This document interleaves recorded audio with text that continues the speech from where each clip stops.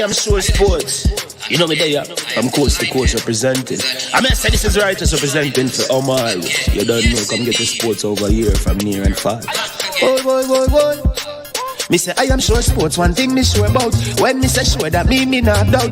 Come get your sports, get it over here. Come subscribe, repost and share. I am sure sports, one thing me sure about. When me say sure, that me not doubt. Come get your sports, get it over here. Come subscribe, repost and share. If me not sure, that me not say it. Know who score, that me not say it. Never know no game play, that me not say it. If me never seen a game, me not know who play. For your sports news, better come over here so. For your soccer news, then come over here so. If you don't love sports, still come over here so. For the day done, you are gonna love over here so.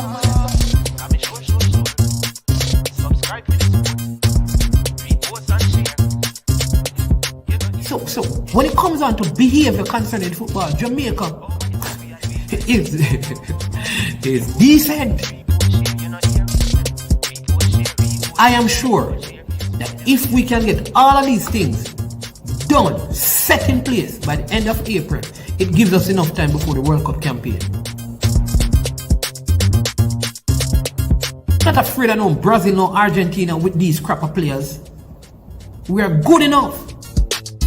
Remember to like, subscribe, share. Listen, comment. Let me know what your thoughts are. Trick Nick Jerk Marinade gives your meats and vegetables authentic Jamaican jerk flavor. The spices are directly from Jamaica. Spices like jerk seasoning, allspice, Scotch bonnet pepper, fresh scallions, thyme, ginger, and garlic. The key ingredients to a great jerk marinade. 0% sugar and low in sodium. You want to try it?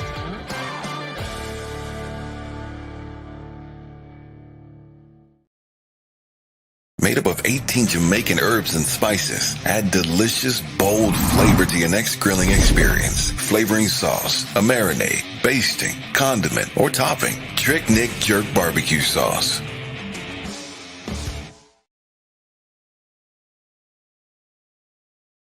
All right. Good morning. Welcome to I Am Sure Sports. I am your host, Manning's Man. Big up. South Cry in the building. Big up all the persons watching at this time. It is going to be a good one. On a day when the World Cup is on break, again, big up Sherman Scott as well. Yeah, man. Clarendon in the building. Clarendon parish that continues to be successful in schoolboy football in Jamaica. The winningest parish they are. The Clarendon now has the most the Costa Cup titles, right? You can't speak about the Manning Cup because that is a corporate era. So obviously they are going to always have more as a parish in Kingston and St. Andrew in terms of the Manning Cup. All right. So big up Rob Smith. Now today I wanted to do this video, right? Because many people are very dismissive of the players from the past, and we have a in the now syndrome that bothers us as people. Like some people call it recency bias. I call it the in the know. And what I mean by that is many of us, the moment a young talent comes up, we dismiss everybody that was before them and say he or she is the greatest, and we throw a goat on everybody. You understand me? Before a man can become a goat, he has to be the kid first, right? And then you move from kid status to goat status. And so we must never forget the legends of the game and put everything in context. So I thought today would be a good day to, one, open up the phone lines, right? That's number one. Open up the phone lines for people to call in. People who believe the players now are better than the players in the past.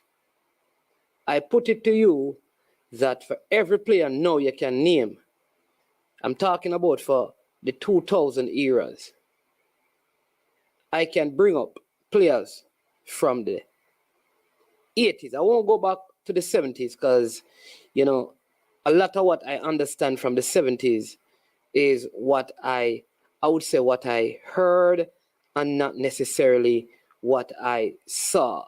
And the evidence is still there, but if I wouldn't be as adamant about it because some stuff you read newspaper clippings, you saw clippings, but in terms of full games and stuff, it's hard for me to measure that. But I've heard enough stories to believe that some of those things that were said are actually so. All right. So we're going to discuss that today. Again, the lines are going to be open. But before I get into that, there is one matter, a couple of things I need to address.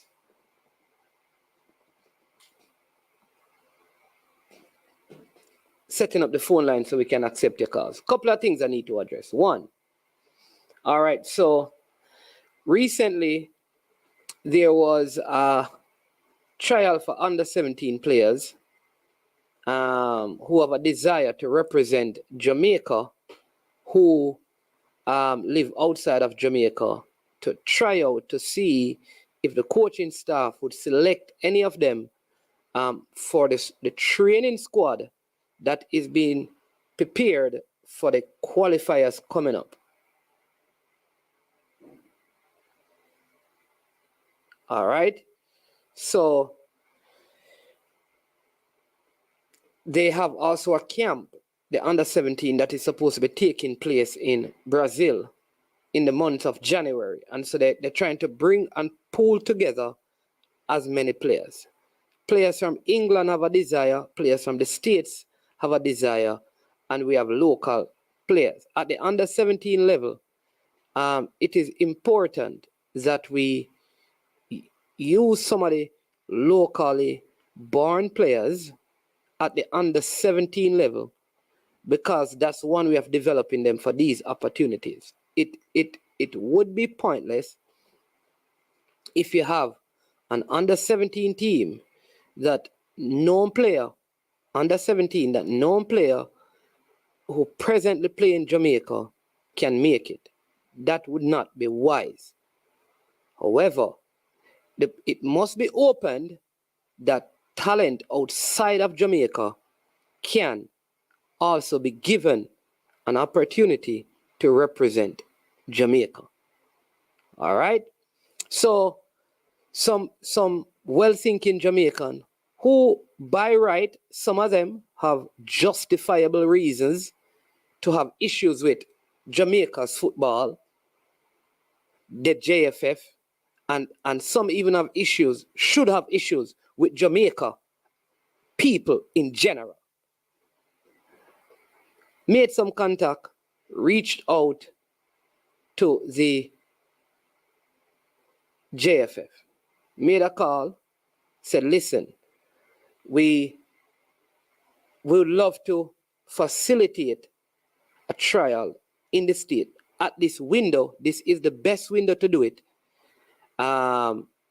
So are you? The JFF said, okay. I mean, we never had anything really planned out, so let's go ahead and do it. All considerations were taken. The plans were put into place because these are well-thinking Jamaican who initiated this. Well-thinking Jamaican who initiated this, all right? So the coaches from Jamaica, the under-17 coach, the technical director, the manager, they would go to the States to look at the players, and everything would be arranged by, a few persons, all right? All the arrangements were made. Forms were sent out, and players from all over the United States came in, as far as California and Texas, players came in. We also knew that they had the MLS stuff going on at the same time, but this was the available window for the club that would have facilitated the camp and for the people who initiated the camp. All right? Bam. So they did that. Bam. over 40 players came. Big deal, because it's not like it was, again, remember, this wasn't like the JFF was planning something years in advance or months in advance. This is just well-thinking Jamaican who partnered with the JFF to get the thing done. And the JFF gladly welcomed it. Gladly welcomed it. All right, commendations there. All right, bam. The weekend came for it, right? Again, well-thinking Jamaican, from picking up to facilitating the coaches and all of those things in every way, and the technical director. People came together and did that, so the cost, there would not be any real cost to it. You understand? We ensure that in terms of the players were fully attired and, you know, everything was organized. We got the field to be used. And so there were, the facility has many surfaces. 1, 2, 3, 4, 5, 6, 7, 8, 9, around 9. All of them are well lit. All right. So it was done that the first video that I posted, if you look at it carefully, you'll realize it's a 9-a-side game, because you wanted to do it differently. You wanted to play them in small spaces to see how it would work. And then on the Sunday, the second day, you play a big field game, so you could see them in bigger space. All right. So that was done. All right. All of a sudden, I hear, a lot of complaints coming in. Remember, this is well-thinking Jamaican who know kids who would have loved the opportunity to get a chance to be seen by the Jamaican coaches, who otherwise would have to send highlight videos. They were going to do this. So we reached out to them then, and this took place. All right. All of a sudden, there's a lot of criticism going on about why it was done, where it was done, when it should be done, who was all of those things. All I'm saying is that you can do the same thing and do it better. Obviously, you have some great ideas. Obviously, you know how to do this. Obviously, you are better at this than those who arrange this. So go ahead and do it. You understand me? Don't criticize what others have done freely out of love for their nation. You go ahead and do it better, because you have the resources, you have the expertise, you have the knowledge. Go ahead and do it. And don't just be fine. Criticize what was done, rightly so. But when you have done criticizing, go ahead and do it better. That's it, you know. Just go ahead and do it better and show the persons who arranged this one how it ought to be done. Go ahead and do that. All right. The second part to that is, while we're doing it, we also considered that players who are in, which is something that you have heard me say, if you are at LA Galaxy Academy playing, or you're in Arsenal playing in their academy, you don't need to come to a tryout. I said that. We said that from before. So what was happening with the other players at the MLS Combine had nothing to do with this. It is the players who are not at the level to be in the MLS Combine, whose parents probably can afford to get them into programs like that, that we wanted to provide the opportunity for. Knowing that if there are players in the MLS Combine and all of those things, or the US, the next program that they have, that are good enough, they still will come in. So it is not a plan to exclude players. It is to tap into a next set of players who don't have the opportunities as the other set of players. Easy maths. My friend Diego would say, simple logics. Simple logics.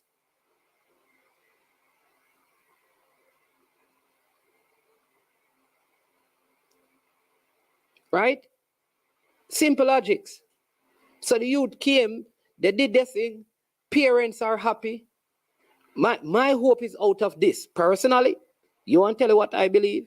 That the members of the federation who was there, they need to now create a database of the players. They need to, and I hope they have done this, or they are going to do it, or they have done it, continue to dialogue with the parents of these youths you know, to say, you know, send them a letter to say thank you for coming out and stuff. It would be good as well that, because you can't have something like this, you know, and have over 40 kids, and then when you have the camp to Brazil and they can afford it, you don't bring any of them, because what it's going to look like is if you have 40 kids come out and you only take one, then the other 39 parents are going to feel like it was a waste of time and blah, blah, blah. So my encouragement to the federation is that you have to be very good at your communication, how your dialogue with the parents and with the footballers that came out, to kind of keep them up to date with what is happening and the process as you go up to the under-17 qualifiers.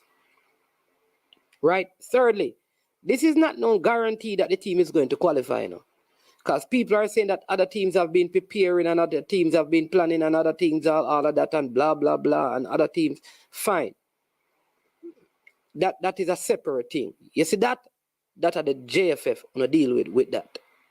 You see the camp thing, a well-thinking Jamaican do it. So if no one complain about how long the under-17 team should have been in Tokyo camping out for 1 year and preparing for this, we can have the conversation there. That have nothing to do with this thing.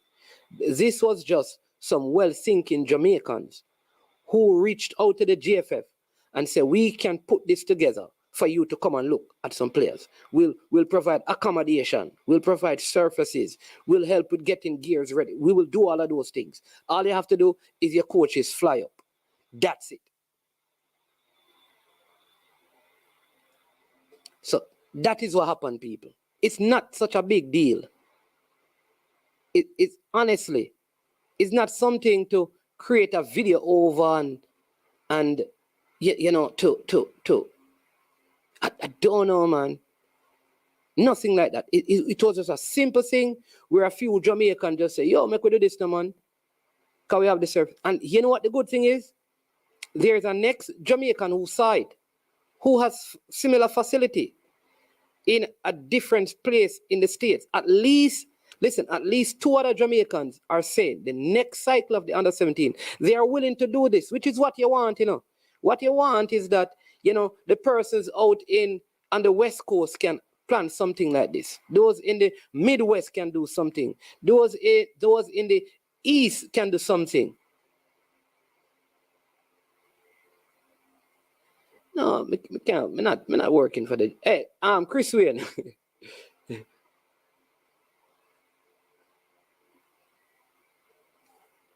Yeah. Chris Wayne, let me just take a couple of. Chris Wayne, let me tell you this. You know that I live my life as a philanthropist, you know. Like my desire is to help. And listen, I'm very critical. And I don't have a problem with criticism. You understand me? All of us, we have a right to criticize, you know. But you see, I like solution-based criticism. In other words, any change I want to see, I need to be. And so, right now, I'm working on other projects. It's just like with the coach, you know. I felt like as a Jamaican, me need to, if we think we have a coaching deficit, then we need to help and advocate things that can do that.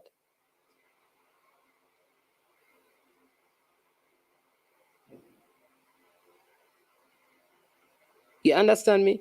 So I will stay from the outside and help Jamaica. And right now, if Chris Wayne, if you are the president of the football, me still have the same passion to help. If Duckland is, me have the same passion to help. Because to me, it's not helping the person who is the leader. It is helping the players. My deal is we have to make our focus as a fan base on, especially at the under-17 level, male and female. How are we helping the younger players? Because that's what we're supposed to be focused on. You know. One person called me and said there are at least 4 players over in England that want to come and play for Jamaica. They are in top clubs and they can play under 17. Now, we know that that's difficult because it's not like these kids that we speak of in England. Their parents have the money. So we want to make sure that they have the proper paperwork. And once they have that, you know, we want to make sure that they have as much as an opportunity as the youth that is born in Clarendon, the youth that is born in Westmoreland. And again, I will say this, people, and this is what I'm going to say is my personal opinion. At the under 15 level and at the under 17 level, we have to have local players on those teams. Must. If we have an under 15 team and under 17 team, and none of the players playing at that level are players playing in Jamaica, born in Jamaica, our football is going to be in crisis. Under 15 and under 17 level. That is my personal opinion. When it gets up to under 20, it don't matter that much. When it gets up to the national team, it don't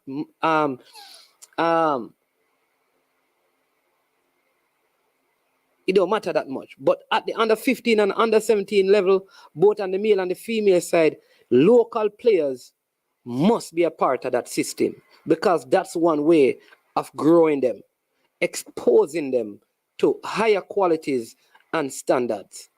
All right? That's my personal opinion. One of my other personal opinion is that at all our coaching, senior coaching levels, meaning male and female. So let me give you this. So like we have a European coach. Somewhere along there must be like a Jamaican learning. See, the under 20 level, I also believe we need the highest qualified coach available to us. Available and affordable to us. And then we can have some Jamaicans learning alongside him. You see, at the under 17 level, I also believe we need the highest qualified coach available to us. Watch this, to us. And he has some Jamaican working. Ideally, big up, let me just say this because I don't want nobody thinks I may have fight against them job. Because, you know, big up Marion Garden, Vassal Reynolds. I think they are around the under 17 program. No problems with them. But here's what. I think it would benefit those guys if they had like one of the past reggae boys who have coached overseas and are higher in terms of their qualification to work alongside them at the under 17 level. That is just a personal opinion of mine. Because one, I think it lifts their level. It brings in a level of professionalism that is needed around the football. And sometimes when you have, for example, if you have an under 17 team with 8 kids who are coming from high quality academies and you're going to mix them with the local kids playing football, mindsets are different in terms of training and routines. And sometimes our local coaches, though they are learning, they may not themselves be exposed to some of those expectations. So it would be good that they have somebody who is already operating in that environment to help them. Right? I hear Rob Smith said today we are agreeing. I think I'm going to be in problems. If Rob Smith agrees with me, around the next 200 people watching the video are in disagreement with me. So I don't know if it's a good thing that Rob Smith is agreeing with me though, because that will have a problem. Duckland says, I'm in favor of non-quota system. Never work, never will. Quota? Hey, people. I don't know. Duckland, who are you talking about quota now? I don't talk about quota. I don't talk about. I didn't mention quota. I don't know. Duckland, help me. How this quota thing come up? I don't know. But I'm not talking any quota. I don't like the quota idea because what you don't want to do is to rule out a quality player because you have a quota system. However, again, you cannot have an under 15 team and an under 17 team and no, that's not a quota, Duckland. That's not a quota. You cannot have your under 15 team and none of the players in your under 15 team are in Jamaica. You cannot have that. You cannot have an under 17 team. That's a different thing from a quota, Duckland. Duckland, me too smart for them thing there now. A quota is different. The definition of a quota is not what I just said, Duckland. So you can't pin a word to what I'm saying to create an argument. Me too, Duckland, me too smart for that. You can have that and get away. You can call it what you want, Duckland. It is not. I am too smart to be trapped by your folly. That's not a quota.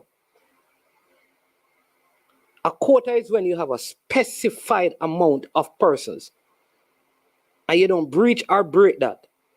That's a completely different thing. I said nothing of the sort.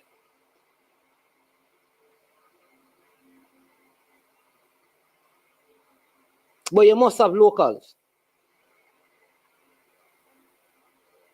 And that's not a quota.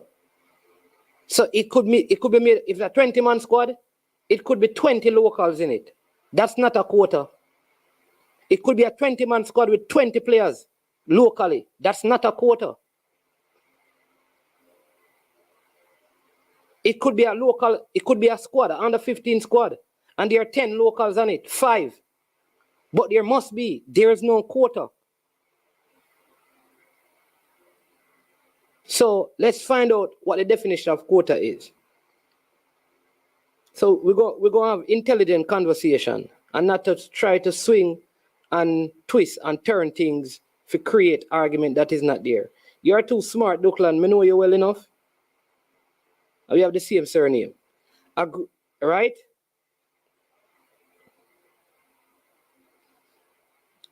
So let me give you the meaning of quota and the origin. It's a fixed share. A fixed share. F-I-X-X-E-D. That is not, there's nothing fixed about it. Right? Something that a person or group is entitled to receive or is bound to. There is no number to it. So if you have 20 persons in a squad, let me say it again. If you have 20 persons in a squad and the 20 of them are here in Jamaica, that is not a quota. Because you'd be saying your quota is 20. A quota is a fixed amount. That's the definition of it. So if you can fix that definition into what I've said and rephrase it and send it in the comment section, then we can have a dialogue.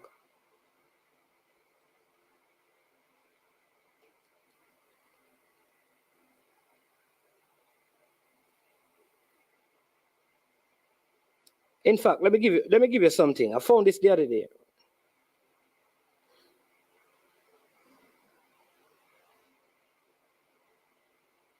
All right. In fact, the quota comes from, it's a Latin word that comes from the phrase, how large a part. So unless you have a specific part that you have designated to locals, it is not a quota.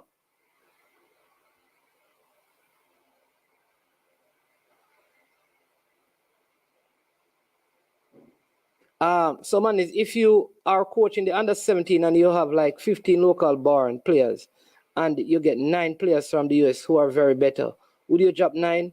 Obviously, yes. Because there's no fixed amount.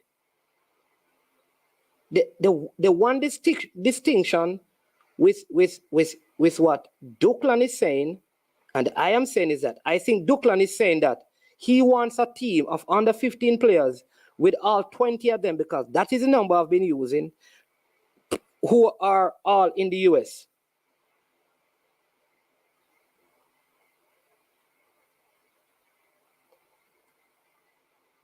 So let me say it again. What Duckland is saying is that an under 15 team, because seeing that he has taken what I've said out of context. Let me tell you what he is saying. I'm going to take it out of context. He's saying that our under 15 team must be made up of 20 players from the United States, born in the United States of America, who have grandparents in Jamaica. That's what he is saying. So that's what he's saying. He's saying that he wants his under 15 team, male and female, the Jamaica under 15 team, male and female of 20 players, to be 20 players born in the United States, as long as they have some connection to Jamaica at the under 15 level. That don't make any sense.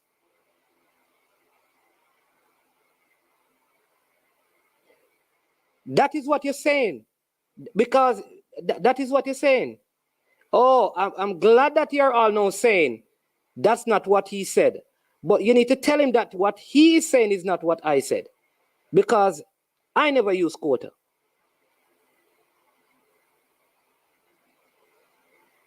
Oh, so I am glad that you're saying that. So you need to tell him the same thing.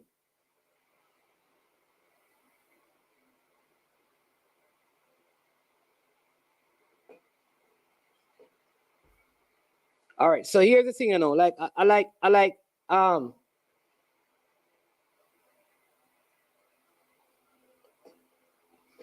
let me say it again. Let me answer. Some of you I'm not going to answer, right? Because we have a next thing to deal with. So I have to ignore some of your nonsense. Because somebody gone on merit now. Like, Lord of mercy. Why we can't reason? Hey, people, let me tell you this. There are certain people you can dialogue with who you can use words or terms. I've given you the definition of quota. I've given you the definition that it has I've given you the origin of the word, the Latin meaning, where it came from and what it means. And unless you have something that is fixed, it is not a quota. It don't matter what you try to say. You can try to say, well, this is what you understand. You can say that. But that's not what it means. All right? So let me explain to you again, Stefan, right? Because maybe you didn't hear. At the under 15 and under 17 level of football, you must have players who are local in your team for the development of your football. If at the under 15 and under 17 level, no player in your nation living there and playing there can make your team, then it is pointless to have football in your nation. Do you understand that? That is not rocket science. If at the lowest level, you have no player in your country who can make your national team, what is the purpose of having it? That is the question. What is the purpose? If nobody in Jamaica can do track and field, born in Jamaica, what is the purpose of Jamaica having track and field for people born in other nations who have Jamaican connection to run? What is so hard in that? That is what I said under me, your quota and merit and all of them things here. Let me say it again. It is pointless for any nation in the world at the lowest level, they're under 15 and under 17, to have a team that nobody who resides in that nation can play for it or make it. It is pointless for that nation to participate in that sport, whatever sport it is. Because that means there's no development.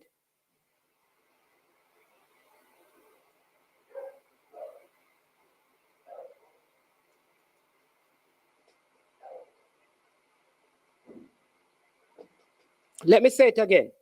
Let me say it again. Let me say it again. I will say it again. Duklan, you need to call in, Duklan, because you type very well, you know. But when you talk, you know, yeah, you understand me. But I love the people them here.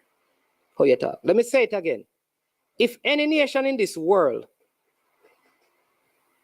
is building teams and nobody from that nation, born and playing that nation, at the under 15 and under 17 can play for that nation, it's pointless for them because there's no development. And if there's no development, then you can't play.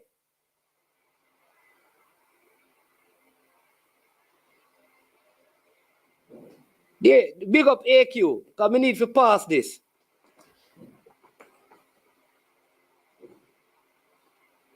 A quota is a fixed thing. So if you have one local player, if you have two local players, I said all of that, you know. But if you cannot find nobody locally to play at your under 15 level, your under 17 level, then what is the purpose of you playing football? That is what you all need to answer.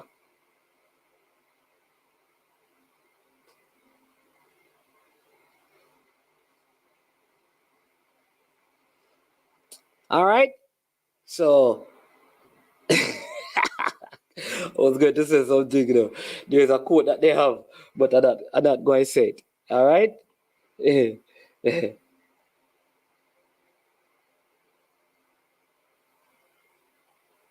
Let me say it again.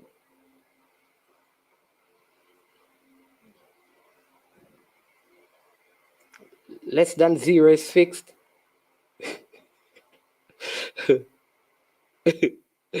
Man, say less than zero is fixed.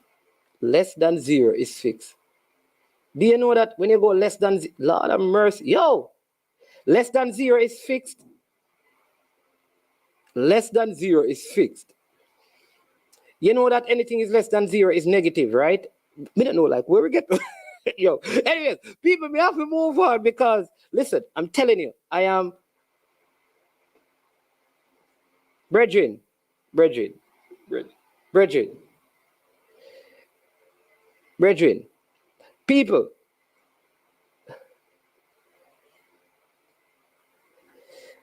People, listen.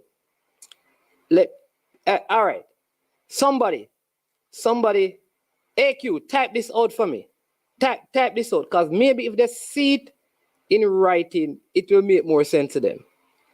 If any nation at the lowest levels, they're under 15 and they're under 17, has a team and no one locally can be in that team, there is a problem with their development.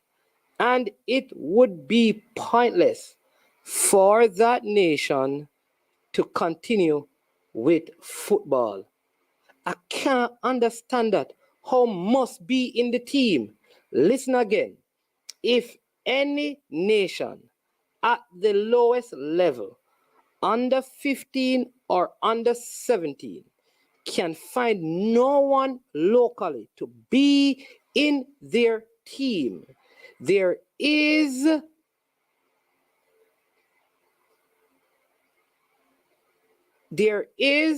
listen, there is a problem with that nation's development, and that nation should not be in the sport any at all. How does that equate to quota? Can somebody please type that out for somebody to read it? Because I think because they're probably at work and they're distracted. How must be in the team? How all of that?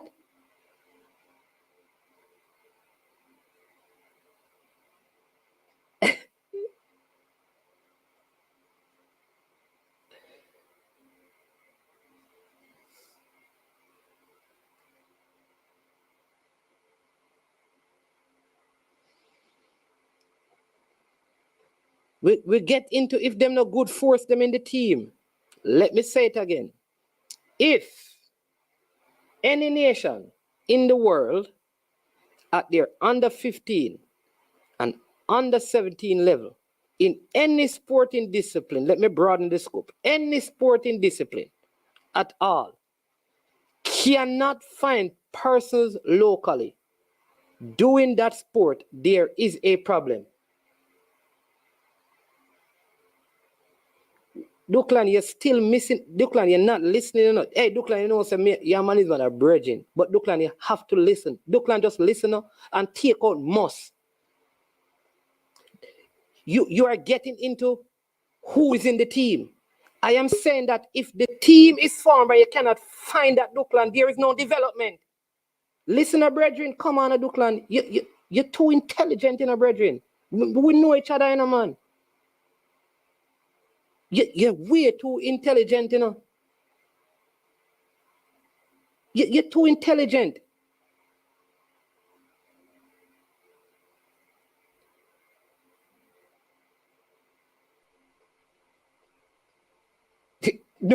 Be I strong.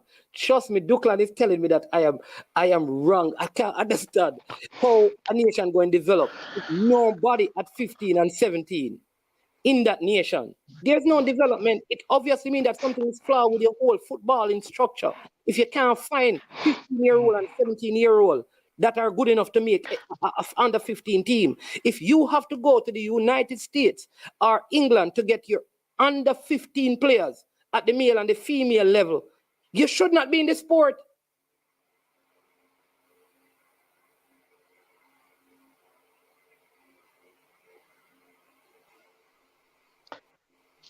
Mr. Porter, welcome to the show. Man. Yeah, man. Thanks for having me. Yeah, man. Yes, Stefan, right? You can call in. Yeah, man. Go ahead, Mr. Porter. Why? Maybe. You know, Duckland is just pulling your legs. You should invite him on the show to come and explain why he said that. Because if you're in football and you want to compete on the world stage, you have to develop the youngsters.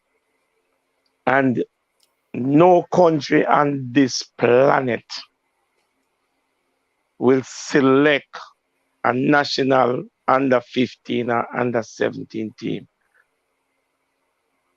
with a sole base overseas team. It cannot happen, management. Sorry, Duckland telling you that him don't pull leg. I pull leg, Duckland. You understand? I pull leg. Listen. What we need to do is to establish a development plan for our youngsters. Whether we're going to start it from age 9 or 7, but we have to start somewhere. All right, we have a caller, Mr. Porter. So just hold on to that point. Stefan, welcome to the show. Yeah, man, name. Bless up. How are you doing, man? I am doing well, man. Long time. Good to hear from you. Yeah, man. So true. But just to chime in on the conversation. So my question is, at the U15, U17, U20 level, right, can our local players compete, right, whether in CONCACAF or internationally at that level? No, you see, U20. That's the first question. So the first question I'll say to you, when it comes down to U20, I call that professional because you're going to play against professional. And that's what I did. All right, so go to U15. All right, so leave out U20. Right. Go to U15. I am not proposing, I do not believe that we have 17-year-olds who can compete at the highest level. Like a fully based team of players playing now in our high school football can go and compete against the Mexicos and the Costa Ricas. I do not believe so. Right. So fair enough. So if it is that we were to assemble a U17 squad, a U15 squad, right? If we're going to compete at that level, it's fair to say then we wouldn't be able to use our local players then, right? No, that is not fair. Wait, so you're making two different statements. When you say not use our local base players, are you saying then, so there's a 20-man squad, it would be better for us to use 20 players who are playing in America instead? I'm not saying that we should do that, you know. All I'm saying is that, let me tell you what I'm saying. I'm saying that if it is that our best 20-man squad at that level is from overseas or from the diaspora, it says, I agree with what you're saying in terms of, it says a lot about our development. So if our best at that level is from the diaspora overseas, whether England, USA, wherever those players are, if our best is at that level overseas, then that simply means that there is something fundamentally wrong with our development. And that's where the focus should be. But Carla, let me. That's what I'm saying. Well, let me say this. No, I agree with you. So I'm saying but so that's what I'm saying.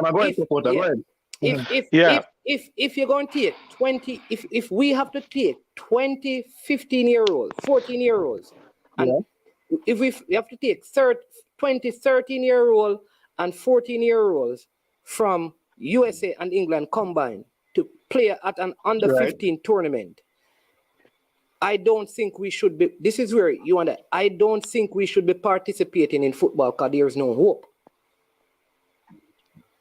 I wouldn't say there's no hope. I would just simply say that we have some fundamental issues in terms of our development. I would need to look at developing the players at that level to be able to compete at that level.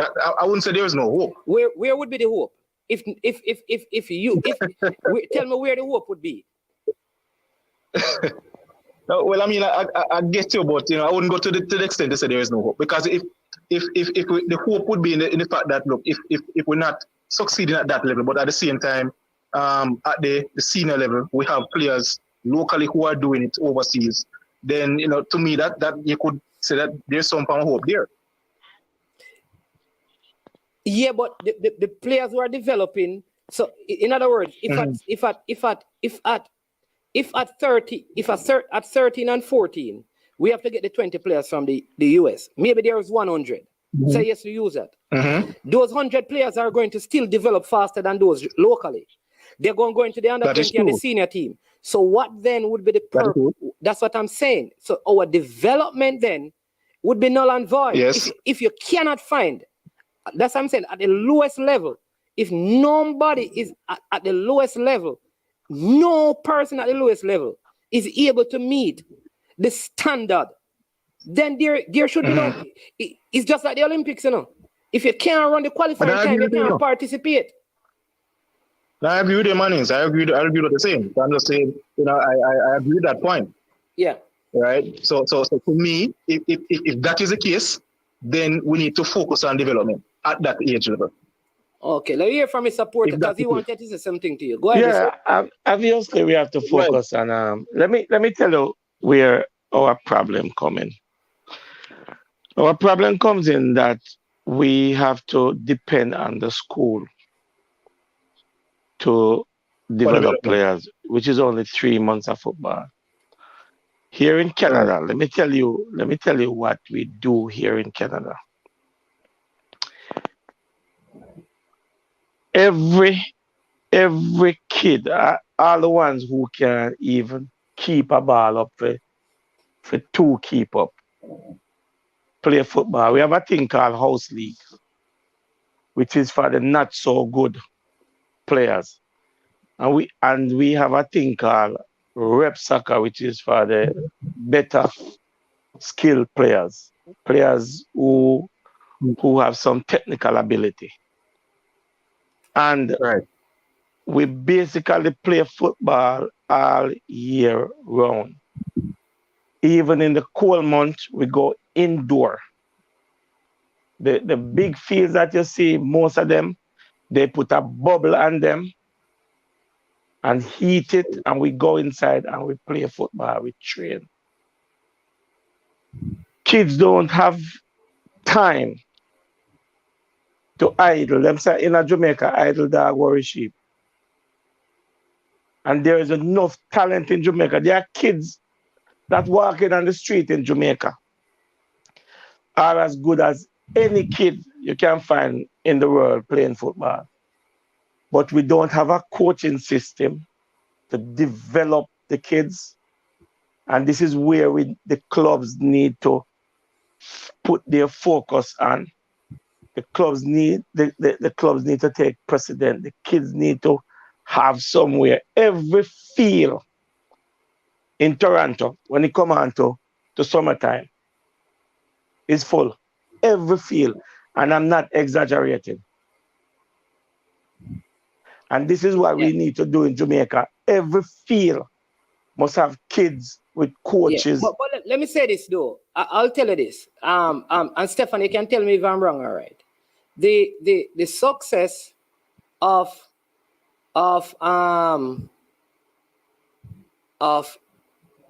Canada's long time playing football, it has not yielded benefits in terms of under 17 World Cups either. So somebody could look at that and say, well, you have all of that. How many times have Canada played in the under 17 World Cup? Yeah, that's true. Jamaica has. Yeah, that's true. And they use a lot of local. So somebody could make that argument that though they have that in place, it has not translated into qualifying. Yeah. Exactly. At that level. Yeah. Right? So maybe Canada is Man not is the best man. example to use. Man is man. In my opinion. All this what I'm talking about is transparent from the last 10 years. And if my memory serves me right, the last two under 17 Canada was there. The last 2 under 17? Yeah, I'm pretty much sure the last one they were there, which was in Brazil. Well, so what I'm saying to you now, Mr. Porter, is that what we were doing back then that caused us to be qualified, we need to be doing it. I don't know. So people could look at it that way. We need to be doing. Man is man. Let me tell you what I remember when I was in Jamaica. When René Simons came to Jamaica, René Simons, the statement he made that he wanted to see all aspects of Jamaica football, from the street to the top level. And he scoped the whole island and find players. When they made that first tour to Brazil, they brought two teams. They brought the under 23 team, which is the next generation, and they brought the senior team. And they play a lot of games. Yeah, but honestly, I don't want to focus, because remember, my position, right, Stefan, because I don't want to even, my position is not, it's when it comes on to the senior team, let me say this. It doesn't matter whether you live locally or born local. It don't matter at the senior level, at the professional level, because at the professional level, it's no longer about development. It's about competing. Development. Yeah, it's about competing. Yeah. Right. So once you get to under 20, it don't matter, because you're not developing. You're competing now. You're developing that. Right. Yeah, I agree. My issue is that at the under 15 level, it's about development and exposure. And if that is not being done at that level, then the football is in crisis. Remember, we don't know that. True. What all I'm saying is that if we have cycles where all our under 15 male and female players are players born in the United States, do you realize that is also probably signifying that things are dead in Jamaica in terms of football wise? Which is the point I'm making. So I don't know how quota kind of got into that. It is saying to us that if we select a team, I did not say that. At no point did I say that the players will not be from overseas. I'm saying if that is what is happening, and there's nobody at that level, at the under 15 or under 17 level, who makes no sense. Does football really make sense? Makes no sense. Yeah. I agree with that. I agree with that. Yeah. What we need to do, man, is come up with a plan. And there's a lot of coaches in the United States and in Canada of Jamaican heritage who wants to come back and help to implement a plan and a system. And all the JFF needs to do is reach out to us. We'll come down and we start the wheel in motion. Yeah. And they have to continue on it. Show them how it's done, how they can get it done. And I don't want them to say, we don't have no money for it. Listen to me. Football is the cheapest sport in the world. All you need is a football field, some ball, some cone, and kids. Because you're not housing them, you're not feeding them, because they're going home every evening to eat their dinner or their supper, whatever they want to call it. All we want you to do is come out here for an hour and a half or 2 hours every evening. Yes. Let me just, Stefan, I want to make sure if you want to add anything in terms of solution, and then I'll let Mr. Porter finish, because I know you're on the line. So, yeah. Yeah, man. So just to underscore what you're saying in terms of if at that level, it really makes no sense. If we realize that is taking place at that level, at the U15, U17 level, we have to fix it by ensuring that the development first starts there. Exactly. Right? That's all I'm saying. We have to fix it and realize that's where the development has to start. So if we are in that conundrum, right, we have to realize that, look here, man, we have to focus on developing the youths at that age, younger. Yeah. Listen, but because I believe there's a player champion that I believe that he can make an under 15 team. Kai Miles, I think he's good enough because he's 14. So I know that there are players who are good enough. I think the center back at Stats, he's like 14 years old, the captain, 14, somewhere in that age group. So they are good young players. All I'm saying is that if at any point of our football, you cannot find a 15-year-old who can make your local team, your football development is in crisis. That's what I said from the beginning. Yeah, man, I do. And that I'm not changing from. Agree. And just one more point, Mannings, just to kind of underscore with what the supporter said. In regards to schoolboy football, if you really look at it, it's not structured to develop the students, to develop the athletes. Right? That's not really the main structure of schoolboy football in Jamaica. So what we probably need to do, because how I see it is that is for one, for the schools to win championship, and two, to provide opportunities for the students to go overseas, right? And primarily when they go overseas, I think what the main focus is overseas is academics first, and then football, on the side. Football in high school is become like an extracurricular activity because it's education first and foremost, and football second. First, exactly. So the clubs need to get more involved in terms of developing the youth at a younger age. That's what's my opinion. So, hey man, respect. Good, my thing is this: if we have such good, talented footballers in high school, and we don't have a good development program, can you imagine if we have a good development program? Yeah, I think. All right. All right, so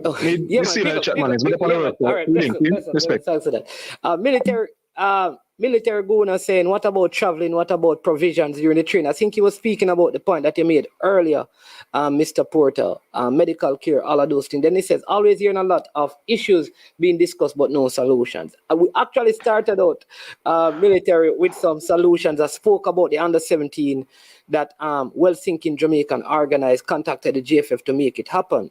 Man. So we kind of segue into this. So let me just say this, right? Because part of my solution I had proposed was very simple, right? Is to have at the highest level, like we have now, a high level coach. We need that at the under 20, at the under 17. I also believe we need to have the highest quality coach available to us for the purpose of development. And all of these coaches must work with local coaches. But some of the local coaches, I think, especially like under 17, under 15, find some of the local Jamaicans who have made it big in the States or in Europe and coaching. Let them work alongside the local coaches, because if you have an under 15 team with 8 persons coming out of the professional environment, then you're going to need that kind of input from someone who has worked in that environment to kind of merge the local and the overseas base together. All right, we have a caller, but Chris, let me say this, all right? And I see TikTok saying it. He says, if locals, remember, when we say locals now, at the professional level, people, you have a lot of things.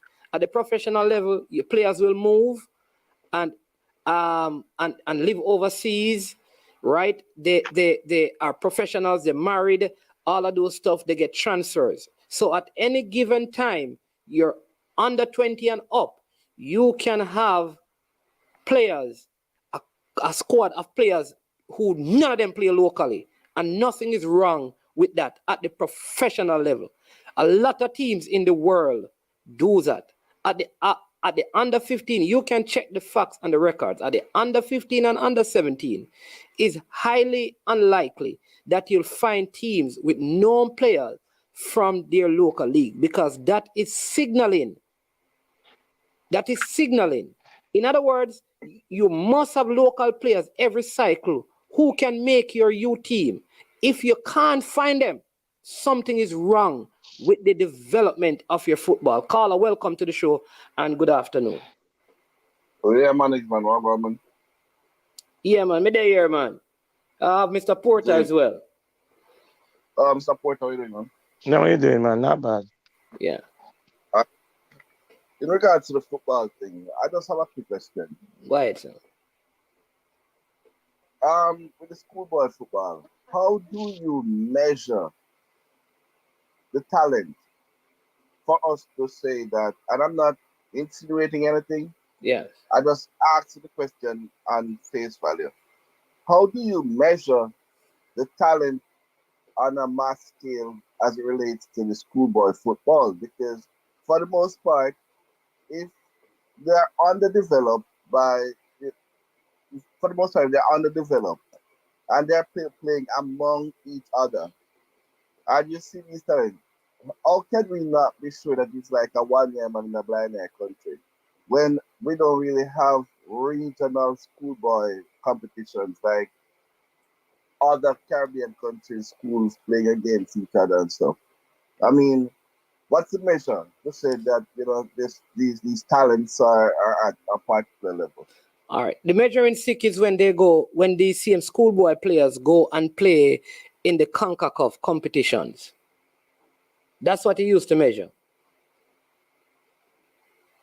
That's the only measure. The only measuring stick available to us is this. If we take the best under 17 players from our hold on. If we take our best under 17 players from schoolboy football, let them represent Jamaica in the under 17 qualifiers, how would they fare in that? In comparison to the other CONCACAF nations, that is the only measuring stick you can have. And historically, they have been doing well. In CONCACAF, well, from in the early 2000s, I think was the last time we qualified for any youth World Cup. At that time, we had the last team was an under 20 team that missed out on goal difference to a Mexico team that I think went all the way to the quarterfinals. That was a Tariq McGee team, and that was a team prepared late. But man. Yeah, go ahead. This is the reason, why I said what I said before. Yes, we have managed to hold our own. We might not qualified for a lot of under 20s and under 17 World Cup, but we managed to hold our own with what we're doing. But what we're doing is not sufficient to get us to the next level over that hurdle. So therefore, this is where it comes in, like forum like these with ideas, and I hope the JFF will listen and take some of these nonsense and put it to sense. You understand what I'm saying? So I'm just saying that the yardstick is the CONCACAF tournament. Yeah. Like, look at South Cry. Hey, so many times I don't know. We used to have a Caribbean tournament. South Cry, brother, why do people them respect so much, man? Some of the time, I don't know if we don't listen or we just really a troll or we are give joke. We love to know if we're serious. All right, people, we are not talking about, because listen, but if your senior team has no local base player, what is the sense in insisting that? Oh, geez. Most national teams in the world, most of them, except for the high quality leagues like La Liga, EPL, and even the French league and the Bundesliga, a lot of their players on the national team are not local players. A lot of them, a lot of the African teams, they are not, the players don't play locally. It is the professional level. The youth, the under 15 level is about development. That is where football is developed. So if you don't have under 15 who can play football, how that is so hard to understand? Let me say it easy. If you don't have under 15s who can play football in your country, it don't make sense you participate in football because there's nothing to build on. How that is so hard? Man, No, I need to hear here's from something for them. Hold on, Mr. Porter. Caller, Yeah, man. listen what I'm saying. Yeah. The lowest level of football is the under 15 level, like in FIFA standards and competition. I am saying is if at that level there's nobody in the island of Jamaica at under 15 who can play football, then we have a developmental problem with football because that is the beginning of development. I'm struggling to understand why it's so hard for people to understand that. That is true. You see, though, where local development is concerned, though, a lot of the times, as I think I heard Mr. Porter alluded to, a lot of the times, once you start talking about development, the first thing Jamaicans come, where are we going to get the money from? I think money is secondary. We first Absolutely. have to have interest and discipline to make it work. You understand me? And then we can talk about having the money, because we can have the money, and if the persons are not disciplined and the interest and the support is not there, you understand me, from both parents and other aspects of society, it will not work either. And if we come to this conversation overseas and thing there, that's gonna put another thing. We need to move away from this overseas and local based thing. Let's think about football where Jamaica is concerned. And you are absolutely right. And I want to address a question that Military Guna posed. Here in Canada, football development is basically a community-based development. The players comes from the area. So it's the fields are like walking distance. Few people might have car and drop off their kids, even though it take only 5 minutes to get there. You understand what I'm saying? When you're talking about nutrition and you're talking about ambulance and medical, we have nothing. We as coaches, our academies, we have nothing to do with that. Let me tell you what happened. If a player gets hurt on the field while training, the response time for an ambulance to get to him is 5 to 10, 15 minutes maximum. We just pick up the phone. That's why we have a system called an emergency plan. Okay? An emergency plan are designated people. If a player gets hurt, like a concussion, and needs to go to the hospital, I am the coach. There's a physio, there's a manager, and everybody has a role. One person who is a physio who is attending to the kid. The second person as a coach might be making the phone call. That's why it's called an emergency plan. Okay? The next person might be going to the gate to direct the ambulance where to come in. The next set of person is making sure that the spectators are moved to one section so the ambulance can come in. You understand? In terms of supplement, the kids and the parents take care of that. We don't take care of that. That's a whole a lot of things. So let me just take this one because I really have something very important to bring up because this just started. And guess what, man? I got to go to work, but I'm gonna still listen, and when I can jump on, I jump on. Call us for calling in as well. Okay. Always appreciate your thoughts. Manager, can I say something real quick? Go ahead, man. Yeah, thank you, man. All right, let me tell you something. You see, all we're talking a beat around the bush. Let me tell you one of the biggest challenges that we have management. You see, we as, I'm never say big and bold, we as black people, and especially Jamaicans, the first thing we need to do is work together. We don't know how to work together, brothers. A lot of things, like I said, many hands make work light. Yeah. You know how many community centers and fields are out there disappeared? And everybody has said, boy, JFF could do this, JFF. No, it's the community come together. You know how many carpenters, how many masons there. You understand me? We can't say, all right, but we put that day out of the week. I make this happen. You understand me? Make we cut the field. How much restaurants stay in the areas? We can say, all right, make we go near 2 box lunch towards you with them, we are training and whatever. You understand me? But we lack unity. And until we develop a way to work together, 30 years from now, we will still be having the same conversation. The football will still be maybe to regress even further back. You understand me? But until we understand how to work together, we're gonna still be having this conversation years from now, decades from now, brother. My little 2 seconds. Yeah, man. All right. Respect. Thank you, sir. Man. All right. TikTok. You know, I've come to appreciate a lot of your comments. All right. So let people.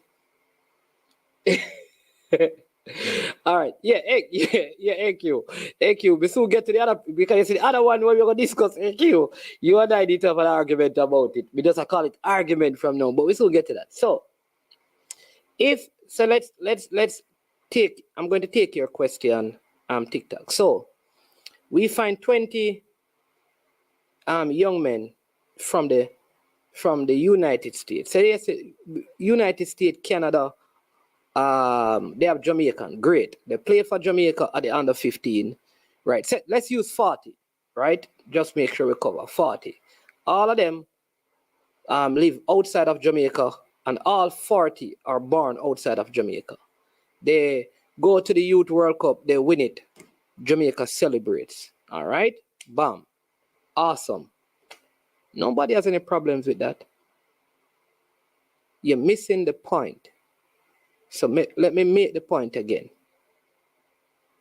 If as a country at the under 15 and the under 17 level, you cannot find players who are good enough to be on your under 15 team or your under 17 team, something is wrong with your development program, and maybe you should not be playing football, because that is the place where it begins.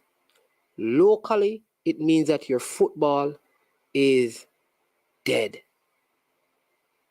All right? And I'm done with that. If you don't agree with that, bless you. But I don't think that's far. I'm not talking about seniors under 20. But anytime you look at your grassroots, your lowest level, and there's nobody in it that is good enough, you need to check what you're doing. Your development is completely flawed, and it is pointless to take part in that sporting discipline. Now, there has been a lot being said, and let me segue into this, about the present players. And a lot of this has come up because we have a once-in-a-generation talent in Dujan Whisper Richards. Exceptional talent. All right? Whisper. Exceptional. He is, I would say, above all the footballers in the present Manning and Costa Cup. In fact, it's so bad that most people, even on this platform, don't know any other KC player name except for Whisper. I guarantee you, except for Whisper, most people in this chat, if they don't go to KC, they don't know any other KC player. All right? He's one of the standouts. So many people is using this to say that the present players are better than the players of the past, and that the present football is better than the football of the past. Yeah, man. Yeah, I'm talking about like if you can't find. And remember, I did say, let me just say this, right? I did say this, that I don't believe it's going to happen. I really don't believe, like I told you about, there are players who I think are very good. There's a youngster, for example, at Manning, who went to Holland, and he won MVB playing against big players all over Europe. Phoenix have players who are under 15 who go to Europe and dominate. So it's just a hypothetical thing we said. If we ever get to that place, it means that something. It baffles me that this gone all over the place. Nonsense. And I tell you, the person who triggered this is somebody that I know very well, and he's very intelligent. Gone into quota and merit, same conversation, but we'll leave it alone, right? So I believe, and I will say this, and AQ, this is for you. AQ, this is for you. I believe we had way more talent in Jamaica in the 80s and in the 90s. What we lacked was greater opportunities. And in this region called CONCACAF, football then was not where it is today. So if you go from 2000 to 2022, no matter who you pick, I can pick ballers from the 80s and the 90s that are better than them by far.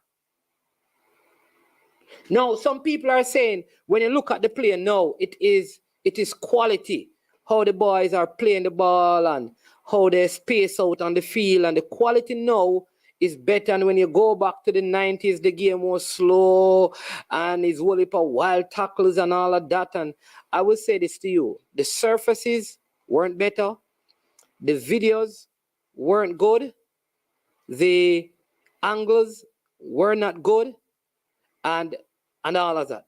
So we must be very careful. AQ said, remember I said, there is similar talent across the generation. We have more resources now, so the product is better. I don't think the talent was similar. I think the talent in the 80s and the 90s far supersede the present talent in the 2000s. The 80s and the 90s talent. You tell me, give me the top 10, or give me the top 5. Give me the top 5 footballers in any position in the 90s, in the 2000s, all right? And I will give you 5 from the 90s or the 80s who, in terms of talent, were way better than them in any position, from wingers to midfielders to defenders to goalkeepers. I believe the best era so far in Jamaica's football in terms of mass talent is the 80s and the 90s. And I think that is one of the reasons that we had so many Caribbean championships, and we had, coming out of that as well, we had a World Cup qualification.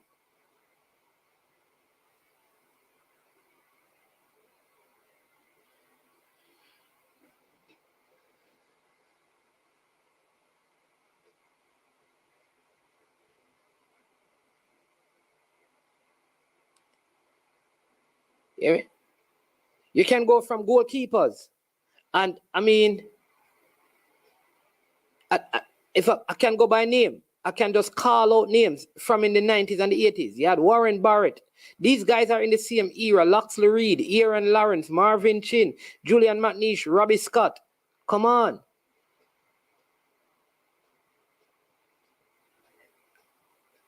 All right. Military. Yes, what man is man. Where I go on with? We can't catch you back on the right time. All right, right time, man. Go ahead, you take over. Talk to the people. Yeah, you see, we know you man is man. Your man have played for a long time. But this topic, that's the same topic, yeah. Is a one who really do. I think I have to do a research on. Yes. Because I've had this discussion a lot of times. I have this discussion. Now, the question may ask the question also. Yeah. If we should compare the football that is playing now in comparison to the football that is playing back then, we should definitely look at all the different factors. Many different factors. The type of coaches that were coaching back then, how qualified they were, how advanced in their footballing knowledge they were. Then now you look at the players that they were coaching. Now we look at Schoolboy football. If I football, I was being coached by a PE teacher. I believe that would have got that sentiment would have gone through numerous, maybe majority of the schools in Jamaica, the Arabella Manning Cup or that type of school, that they were being coached by PE teacher until how competitive it is. Now we have almost 3/4 of the schools are being coached by coaches who are certified. And who would have, so I'm not saying that because they're certified means that they know more than the PE teachers. But management, as you as a man who have been on coaching courses, would you say that you have gathered more knowledge going on those courses than what you know before?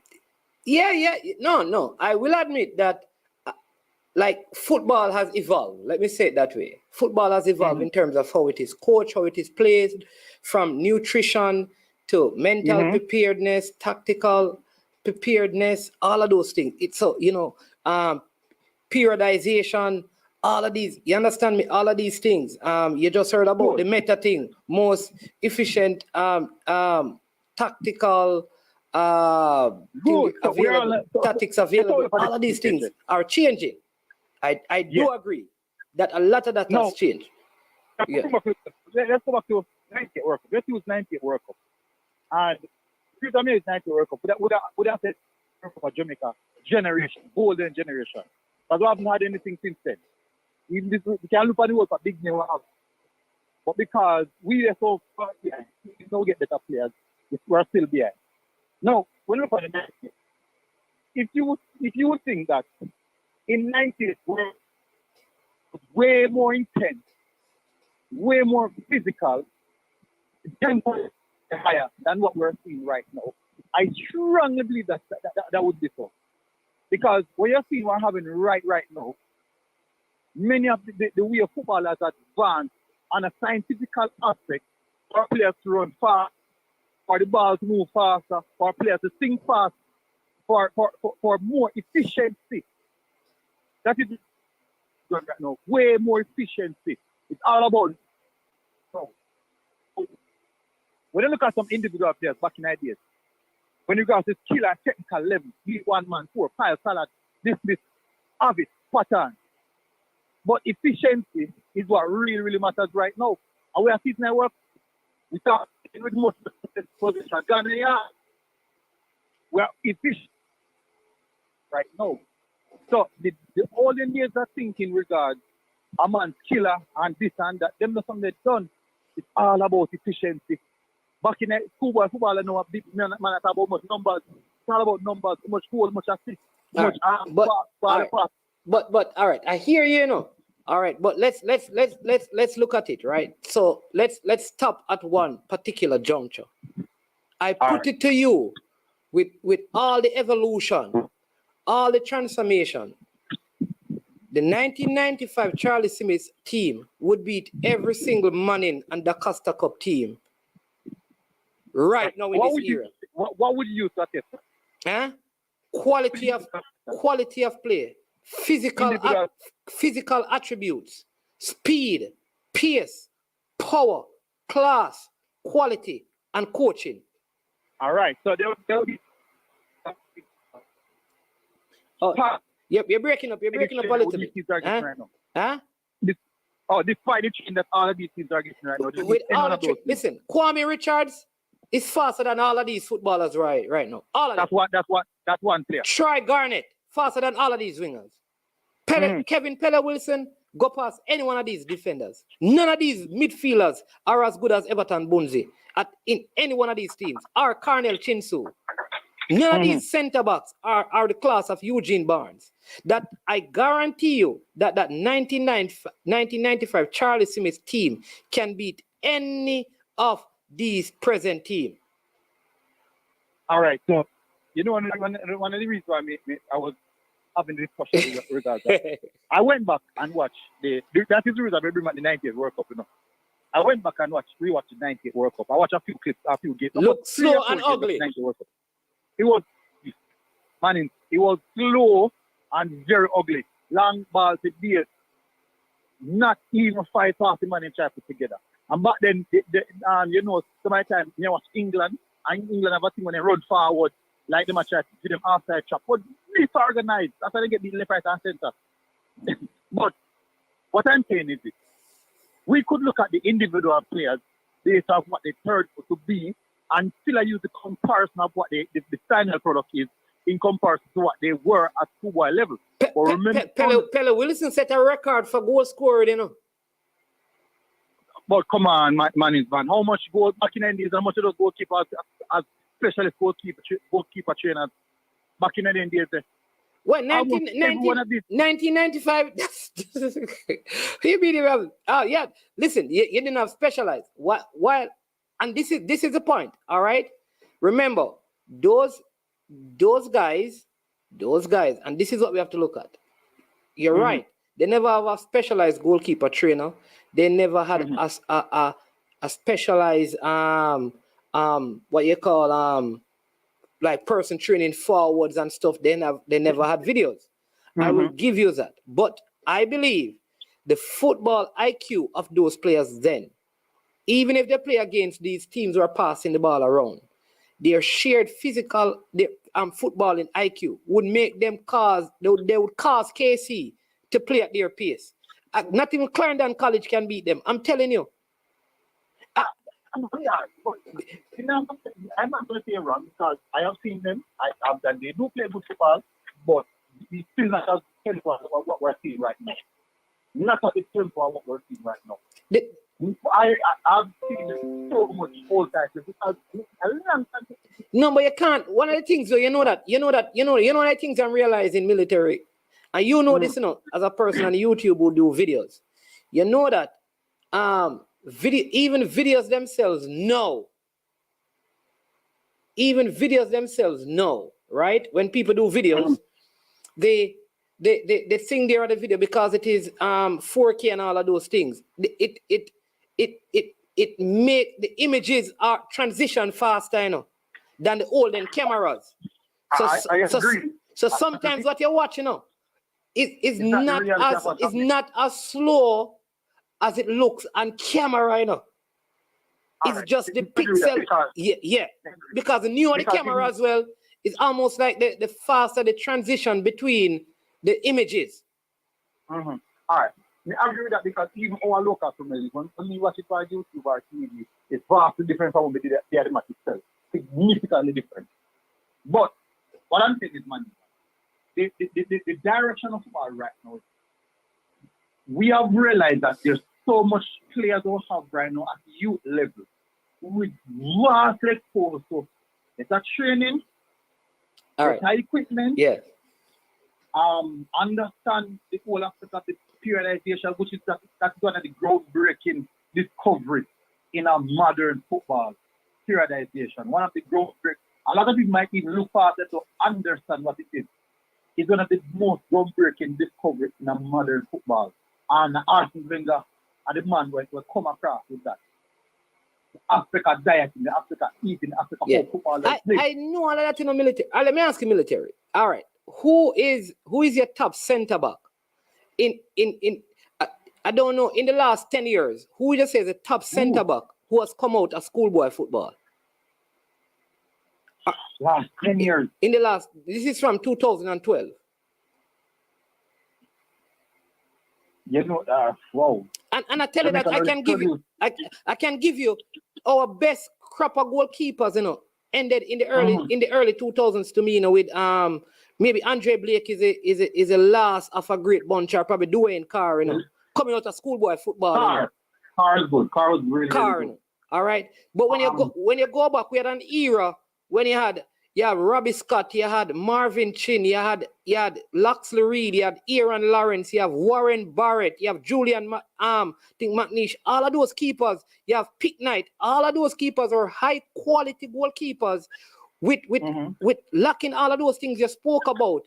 And all of them were in the same era. You had a time when you had like a Bunzi in midfield, a Chingsu in midfield, a Christopher Dawes. You had this youth named Kevin Sensi Williams. Andy Williams, you have all of these players, Steve Green. So when you look at the crop of midfielders in the last probably 10 years, you can't find that amount of quality coming through.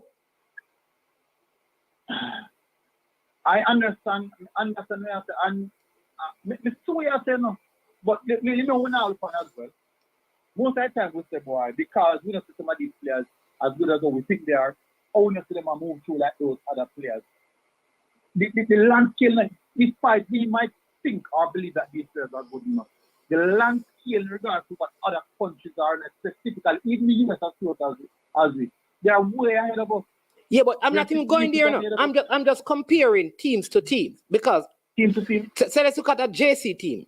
This JC team is built on what they call the recruited top quality from Aldridge to Zeminis, who was there and left on his back, and the players from overseas, Kevin Pele Wilson's son. Listen, and I'm telling you, I can find that Norman Manley team with all of these guys with the I can go back to even that Denwood team with Ryan Nelson and Kirk Ramsey. That team had quality through and through. You have the T Valley Gardens team that had the Jermaine Johnson, the Kemo Dread, the Chris, all of those guys. Those teams had quality through and through. And out of that time, right? Out of that time, we had so you had all of these players just coming through the system and excelling. But in the schoolboy football, though I will agree that the pace of play is faster now.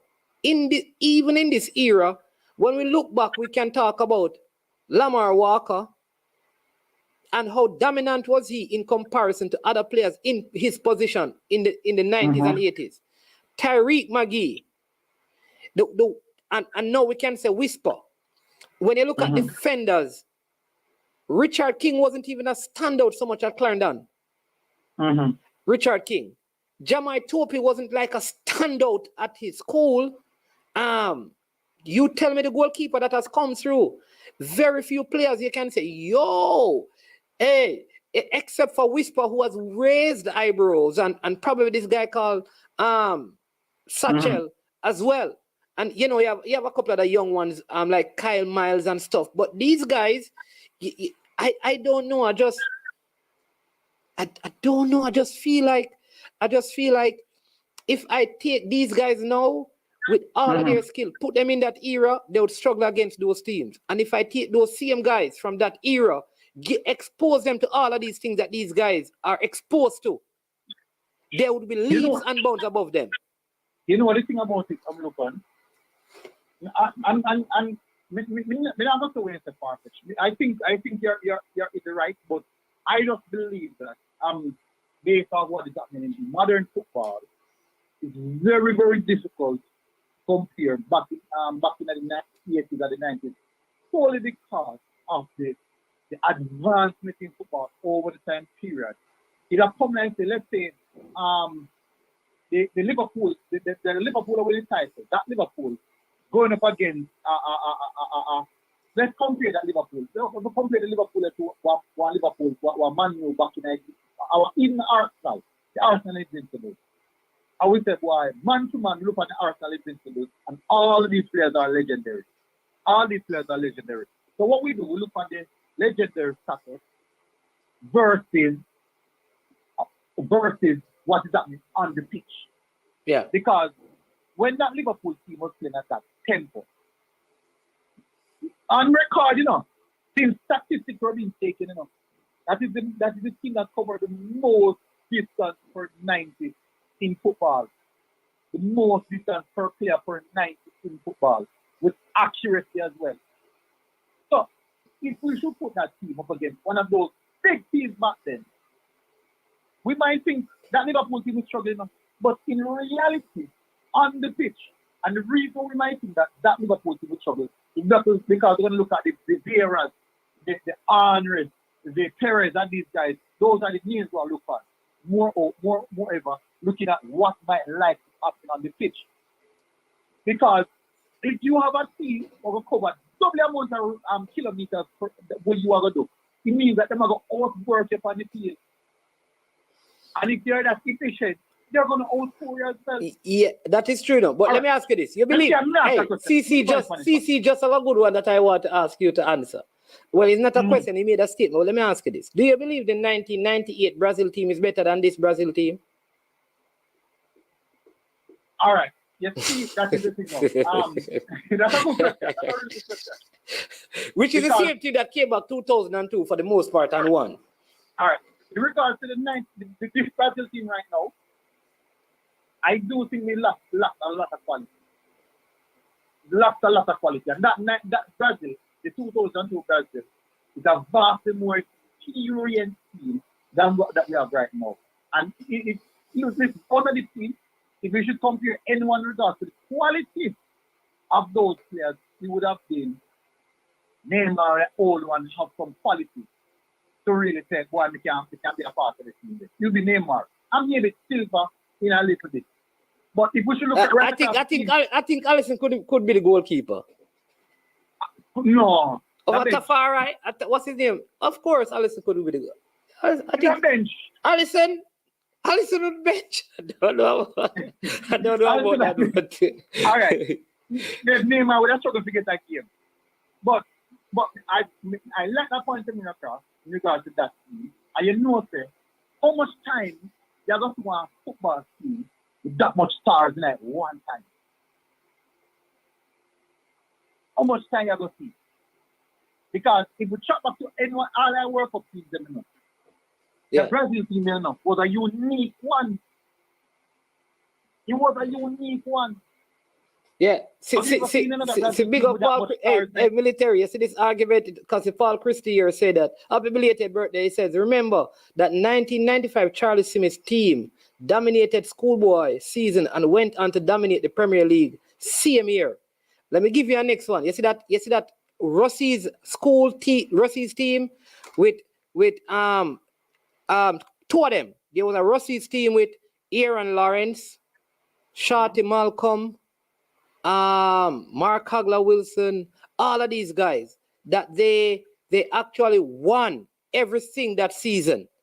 And they went to Reno and they also dominate. Right? You had the other Rossi's teams with Ian Zordkar, Socrates, Christie, Fogarty, the older Fogarty brother, Loxley Reed was the goalkeeper in that team. That team also went on and took Wadada for most part. So when you look back as well at that school football then, I have not seen a team in the 2000s that come through schoolboy football and even got to that closeness of like dominating. Let me also say this. When back in the days as well, Portmore and Harborview had better records playing in the CONCACAF Championship with players coming out of schoolboy football than we have seen from the clubs now going into it. All right. So I would understand that in regards to one team and 95 would dominate. All right, you know, that a few years from now, right? Everybody will say that's not the team to dominate this. Our Manning Cup, they're going to say that Manning Cup team in 2022 was one of the most dominant Manning Cup team I've ever seen because they win Manning Cup, and if they go win Champions Cup, or if they win Oliver Shield, they're going to say that is going to be the most dominant team. And a few years from now, when we have some of the younger players then right now who are playing at a higher level than that we're seeing right now, we are going to see that who we are seeing right now better than who to come. But the truth is, this is what I'm we'll keep on looking for. Yeah. Football consistently evolves. But and hey, with evolving, it's actually getting more competitive. Yeah. Do you know also that the players who were leaving Jamaica, the Montego Bay team that had a lot of the St. James School, the high school team that went on and did well. Let me go a little further. Do you know as well that the players in that time, if you go back to in the 80s and 90s, the players who left Jamaica, when they went to college, brethren, we had a lot more players going into the college circuit in the States because they weren't going into the MLS and those things, or the A-League. They were going into the college system over there. When they went into the college system, Chipper Morgan, Andrew Price, that St. George's team that did well, and the JC team that year, you understand me? You had like the Weatherly brother They call him Weatherman, Paul Weatherly and Dean Weatherly. A lot of Jamaicans at Howard University. You had like Shavar. Listen, a lot of players as well went over and dominated what you'd call college football in that era as well. So those who stayed back in Jamaica took over Premier League basically. Those who went overseas in the college system did well in college. And we also had in that era lots of players when it was more difficult to get into Europe. You leaving, well, not a lot. Ricardo Gardner, Ricardo Fuller, Jeremy and Johnson, leaving to go overseas. Who played schoolboy football in the 90s. But you know what's happening right now, management. If you look on going overseas and then something, you see what a lot of people are not realizing now is that the route to go overseas is not that easy. It doesn't matter how good you are. We believe that if you're good enough, you're gone. And when we find out myself right now, that's one of the biggest flaws that is being discussed right now. If you're good enough, you're gone. So I know this coach, agent who work with usually work with Carol Lucas, and we have a discussion regular. Yeah. And he's the one who enlightened me on Africa going overseas. And let me show you something, man. You have a 17-year-old. So for example, with brilliant. And what about top clubs overseas team and stuff and this and that. And I'm at the 17-year-old. You see when they're looking at the academy and they must say, we only can get it up there when it's turns 18. But what will be money to actually can bring this player in? So they have big money to get this to start out in documentation and just acquire him as a club. Versus them looking at the academy, another 17-year-old who might not be 15-year-old, who might not be at that level, but it's not far away. You know what they do? They take it to they go inside the academy. That's what they do. That's how they operate. So it's difficult. It's really, really difficult to get that big contract overseas. So when you see a player really get the contract overseas, so my time, it's not only talent, how talented they are. Just them when they go the child or get the opportunity to go to child, they work themselves to the strong, vomit out all interest just to get the opportunity. Well, what I'll say is that the players back then, because the thing is also is that a couple of things that I always tell people. Part of why I think the football then was even so is that you had what you call secondary schools who were not allowed to play in the Manning Cup or the DaCosta Cup. So, for example, like the school that is Godfrey Stewart now used to be sub-secondary. Frome used to be Frome secondary.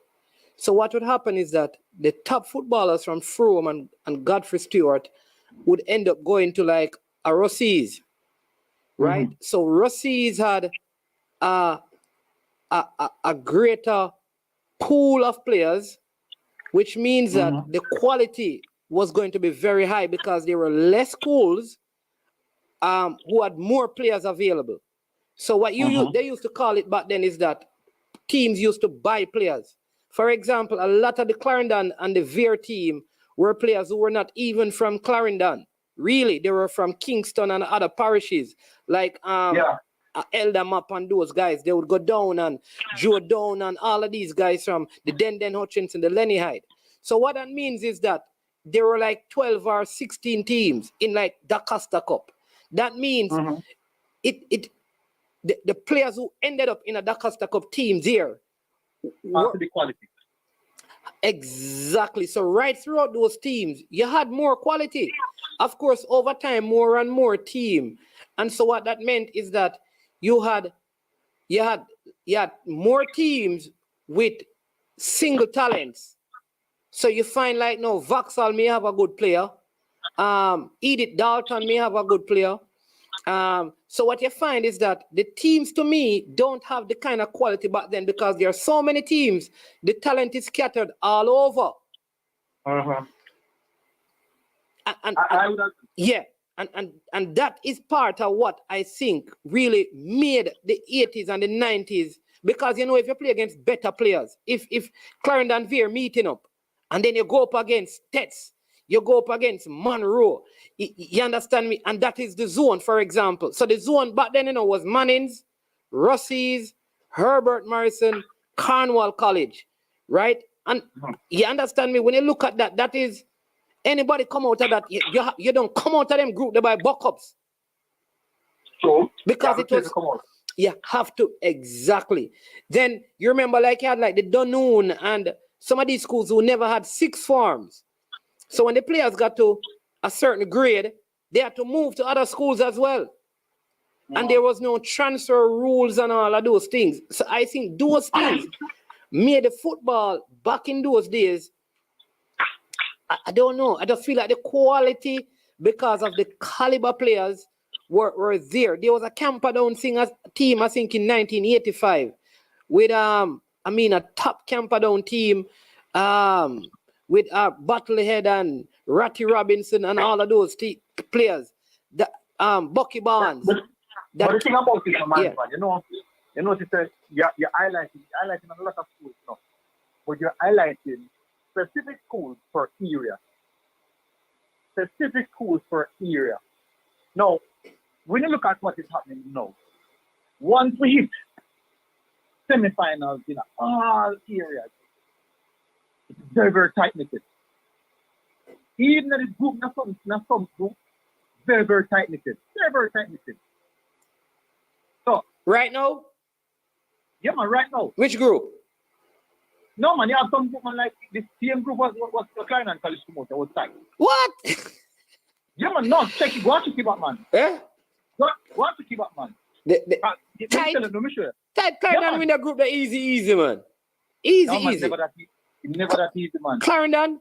No, you mean second and third and the other spots were... Right. But I get your point, though. All right, we don't watch Clarendon versus Edinburgh. They played twice in the group, same group.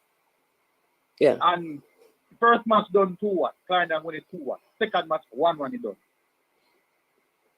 Okay. So it never simple as that. Well, yeah, but the truth is you will have that. You'll probably find a couple of teams like and certain derby games are going to produce that. But imagine now with me that you had Clarendon College, Veer, Manchester, Wormwood. I don't know. I'm trying to figure out what the zone was in the 90s. Like those teams in one local zone right there. That's a very tough. Yeah, that was a very, because it wasn't so many schools that I'm telling you, like, all right, Manning's, let me give you, back in those times, Manning's struggle because Manning's would not take players into the school. So Rossi's would get them. Okay. Rossi's would get them. So Rossi's had all of Hanover and all of Westmoreland basically to recruit from. So when they did that, Rossi's would constantly. Cornwall College was a team who could compete with them, right? Because no, you had like this St. James, that was a secondary school. They get players from there. All of the other schools they used to get players from them, and so did Herbert Morrison. But the more schools started coming in, I think like I said, you find St. James I have some talent and Herbert have some talent and Cornwall have some talent. Rossi's has struggled.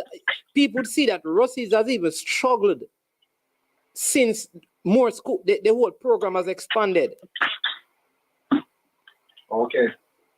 I understand your reasoning behind that with regards to how close the group were and the quality that was in the group at the time. And definitely, I do agree as well that because the group were so close, it would have to mean that you have to be recruiting elite level players to participate in those groups. Yeah. If you want to advance. Definitely. It means that you have to be the best of the best to go through. Even there, some of their reasons, back in the days, all JSPs are growing, the recruit, all like captains them, sending them money to school, the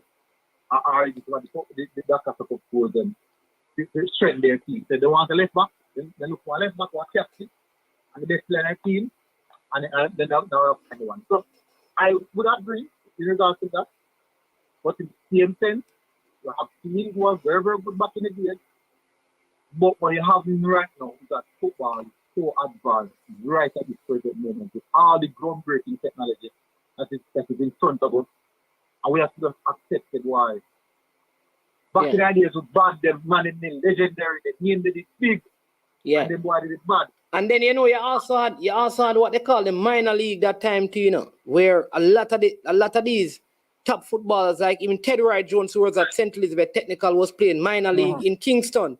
So that is how far the thing would spread. Winston Griffiths, remember, even Gerald Neal, them go and pick him up for come play minor league. That's how he ended up playing because he was at Black River, So even that as well. And what was happening as well is that the players were able to play like Manning Cup on Wednesday and Premier League and the weekend. So you had enough of the players, none of the Schoolboys were. I'm plenty of them. I'm not the whole of them. Enough of them, I can say that. All right, back in the days when football played, as I said, me love factoring what I want and know. And the reason all of the boys use the term groundbreaking technology, the near aspect of periodization that change football quota. That make man can run longer, more hours, cover more distance, and also when it comes on to the psychological aspect of football, they are now trained to be efficient, even going at 100 miles per hour. Our local Premier League, if we can't say same thing about local Premier League, probably people are going to buy back in the days local Premier League be better because they are more talented man.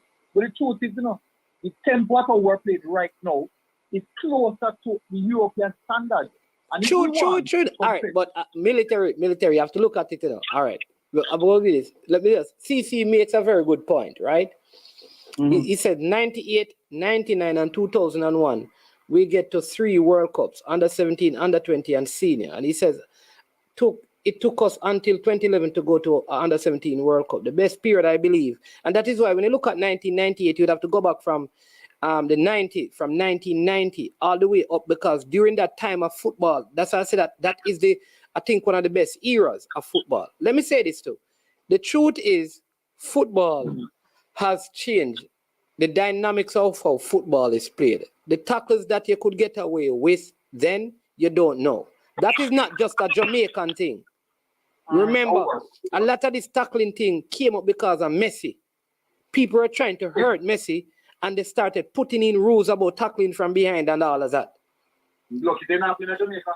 Right? But the point is though, that it is how Pele could come and say, Pele could talk and say, well, if I were in this era when people weren't allowed to tackle me the way they did back in my days, I would be just as good. He could believe that, You understand me? The players in the past could also say the reason why I wasn't so effective is because man used to, just kick it down for nothing at all. Because they're defending good, then tackle. There you go. So they could come and say, I didn't have success because of how aggressive. So when you say it was a lot of bad tackles, you have to also say this, that even with all of those bad tackles, players in the past were still scoring goals and still evading those tackles. So you have to give them credit, because imagine if they weren't facing those tackles. Yeah, I agree with that, because if it didn't play like that, but what on the man? Let me say something. But me think the talent pool, I think the talent pool, this Manning Cup is weak. I don't. All right, give me. Boy, hey, me answer like, all right. Give me a proper right back from the Manning Cup. A proper right back? Yeah, from Manning Cup.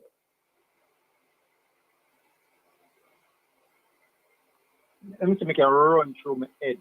Because Zeminis never play right back, and Michael Graham from JC never play right back. A left back in play. My left back. Left back. Is the overseas guy named Wine play right back for JC? JC? Yeah, man, JC, no, Wine him name, or Wimes or something like that. He plays right back, the tall guy. Oh. Yeah, but I think. And I don't think he's good. If we look at how Shaka did, Shaka is a good player too, but let me talk about right back where really the Manning Cup was really dominant. I think the best wing back I see is probably the youth from Clarendon College called Jones. And he's in Yes, about overall. Well, I started out with Manning Cup, but I'm telling you that the quality to me is so poor that I would have to go. No. I would have to just Billy, go to Dakar Cup. I best right back in Jamaica. One of the most, even that you can compete Premier League right now. Yeah, he's good. Jones is his name. He's good. Yeah, Jones, he's phenomenal, man. Really talented. All right. Talented, man. All right. Watch this now. I know that Akeem Bernard won for the best goalkeeper in schoolboy football. Ooh. I think. Who would I give it to? Yeah, who would be your best goalkeeper? There's a lot of them, you know. I couldn't look past JC goalkeeper. JC goalkeeper. Whoa, that's a strange pick. You know how much goal in country the whole season? Is it that because of the amount of shots he faced? Because he has a good defense. He plays world for shot. He's at least a very, very good goalkeeper. What about the Woolman's goalkeeper? He's a good goalkeeper. He's a classic goalkeeper. Really good goalkeeper, 14-year-old. Really, really good goalkeeper. There's this 13-year-old who keep with Carmel College. Yeah, good goalkeeper. What about the Carmel College one? But goalkeeper in Cuba football, it has to be Asha. Asha never play a lot of games, man. What? No, man, Asha don't play a lot of games. Asha never even start out the season. He keep missing games. No, man, man. I want to give me this, man. I reckon again. Well, 2 games in a record again. All right. Give me a two best center backs. I'm just showing you how difficult. The Manning Cup. Yeah. I have to 2 best center back Manning Cup. Me I go Romain Blake. I'm never get Alexander Gooden. That is the start center back. The start center back, the 15-year-old. The 16 now. Yeah. Good center back. Yeah, good and center. There's others, you know. Yes, it's I think a center back in place too. Diego, the start of you from the from Guyana. Man, I know. He love to tackle too much, man. He more get cured, man. Okay. He love tackle. He tackles too much for me. He look like he's going to get card. It look like he will pick up cards in the game, but he's a good one. But the point I'm making, you know, is that when you go through the league, really, you know, because if you go like even up front, if you go like Whisper on one side, Shaquan, Satchel on the other side, and Marquise. There's a lot of attackers, man. Yeah, Marquise Reed. Again, Marquise Reed, Daniel Roberts from Dintil, they call it Messi. Messi from Dintil. Messi from Dintil. Yes, man, Daniel Roberts. No, sir. Hey, Dintil, man. You think that man do better than David from Glenmuir? Which number from Glenmuir? Which number where? The number 11 from Glenmuir, the speed, sir. Yeah, man. David. Yes, man. Man. The Dintil baller do better than that Glenmuir youth. Man, go ahead. Daniel Roberts, you know, 15 goals, I must about 17 or 15, you know. So what about Jamalik Porter from Manning? Jamalik Porter, he's the best striker in Cuba football. Okay. He's the best pure striker in football. Then after. One thing you love yourself catching ball at the butt. Because we don't even hear the call you from Manchester named Carnegie. Yes. In the fall after 19 goals in 4. Reed, Reed from Glenmuir, yeah. David Reed. Yeah. What? Reed, David Reed, the right winger. Yeah. Right winger? Yeah, man. Oh, man, a left winger, my apologies, left winger. Love dribble too much, man. Well, I'm on the ball too much sometimes. But the bad ball, there's some really good attackers in Cuban football. Hey, military. The point I am making, you know, is that you have to pick and choose. You see right now, if you go to 1995 and say pick an all-star Manning team, Manning Cup team or D Cup team, brethren, we can just go so bam, bam, bam, bam, and fly off name and you say, whoa. Man,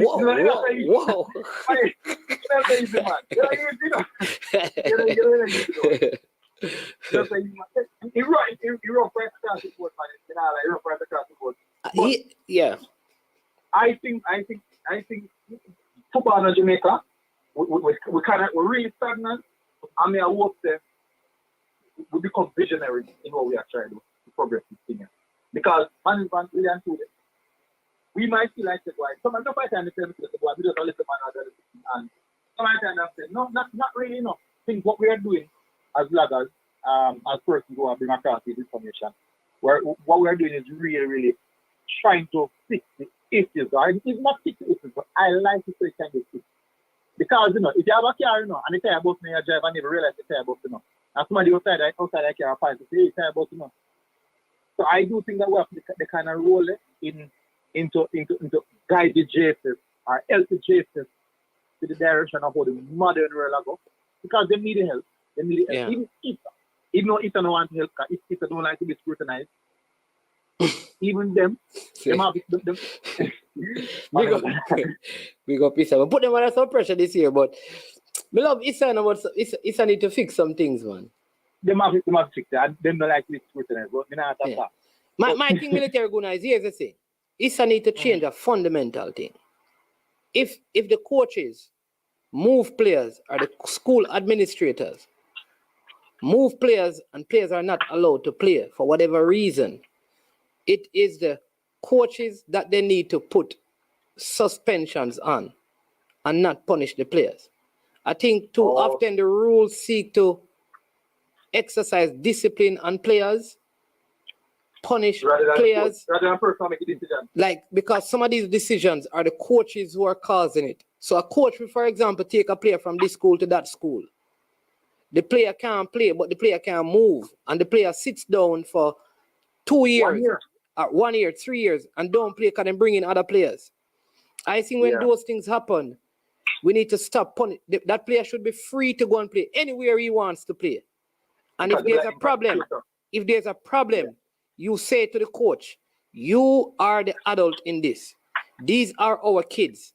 You are going to be held responsible for this. You have a 6-month suspension from all coaching in Issa-led competition. I think if they begin to do that, a lot of this will change. If that don't happen, players are continually going to be manipulated by the system. I am telling you, two of the best players on the Manning's team did not play this season. And this is not players' fault. And I know many other players in other schools who were in similar situation, but they played. Why, man? All right, so we know the situation then. If it's something really like the political aspect of things, just have never really got into that. Yeah.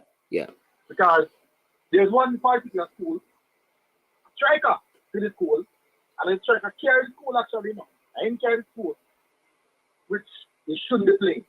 Exactly. He shouldn't be playing. And that school, there was a lot of noise around that school, you know. A lot of noise in regards to how well they are doing and this and that are rated there. And I don't believe that the coach knew. And the principal, I believe the principal knew as well. But that principal was associated.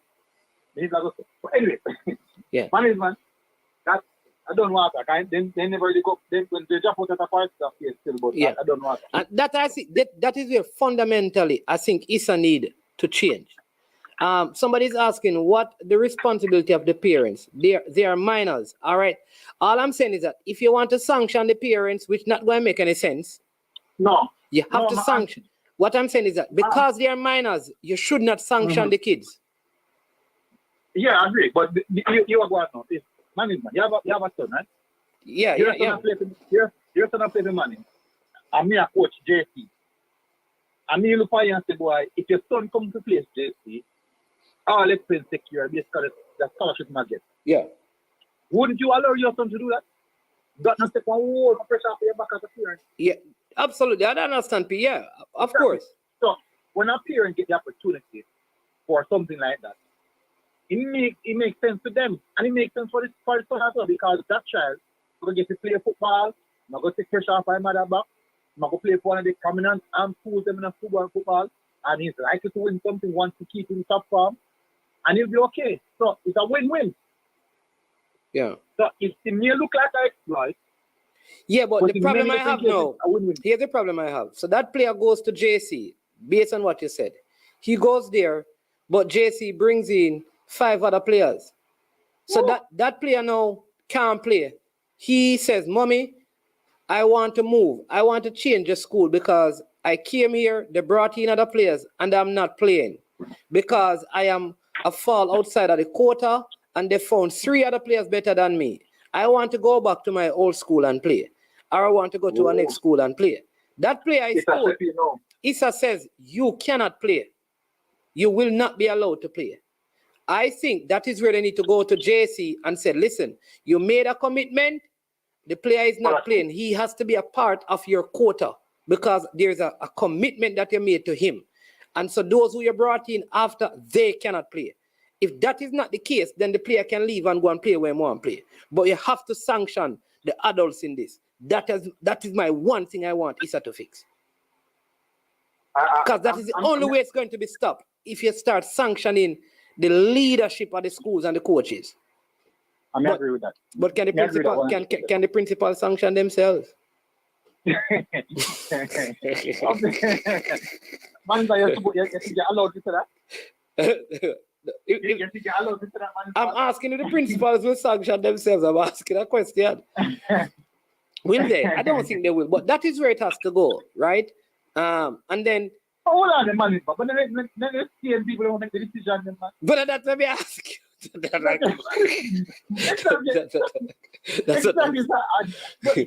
problem now. Somebody bigger than them have to step in. But nobody can step into probably the problem. Because what it would mean is that some principals coming out and saying, no, we are going to sanction this school and this principal for allowing this. And like Balakar says, that will never happen. So we're going to keep having it. We're going to keep having the problem. The other thing as well is, and I think they're going to change this. This whole idea of, all right, big up Mount Pleasant and what they did. So Mount Pleasant actually, academy became York Castle. All right? The Mount Pleasant Academy became a part of York Castle. And so the York Castle teams are really the Mount Pleasant Academy players. Yeah. All right? What does that do for the players that look at you them who are going to school and expect to play the ball? Huh? What that do for you them who come to school to play the ball as well? But my point is, so the youth who was going to play, who is a part of the school, who because the Mount Pleasant guys come there, can't make it, is he allowed to go and play elsewhere in that same season? Oh, that's a good question. I doubt it. But that is my issue because it's not like the youth did anything. It's not like, you understand me? And if he moves at 4th form, he can't go and play for the next school. Yeah. I don't like that. I don't know what happened at Mona with like Phoenix. If there are players at Mona who wanted to play football, but the Phoenix players are better than them, obviously. But maybe they could make a next school team. Are they allowed to go and play there? And what they call a quote-unquote free transfer? It is always better than or sometimes preferred tonight. Oh man. I see Adrian Armstrong saying that doesn't matter what he's saying, he's getting a scholarship. That's a joke argument, man. That school not doing anything wrong. The player not good enough. No, man, you can't say that, man. No, I can't find a way.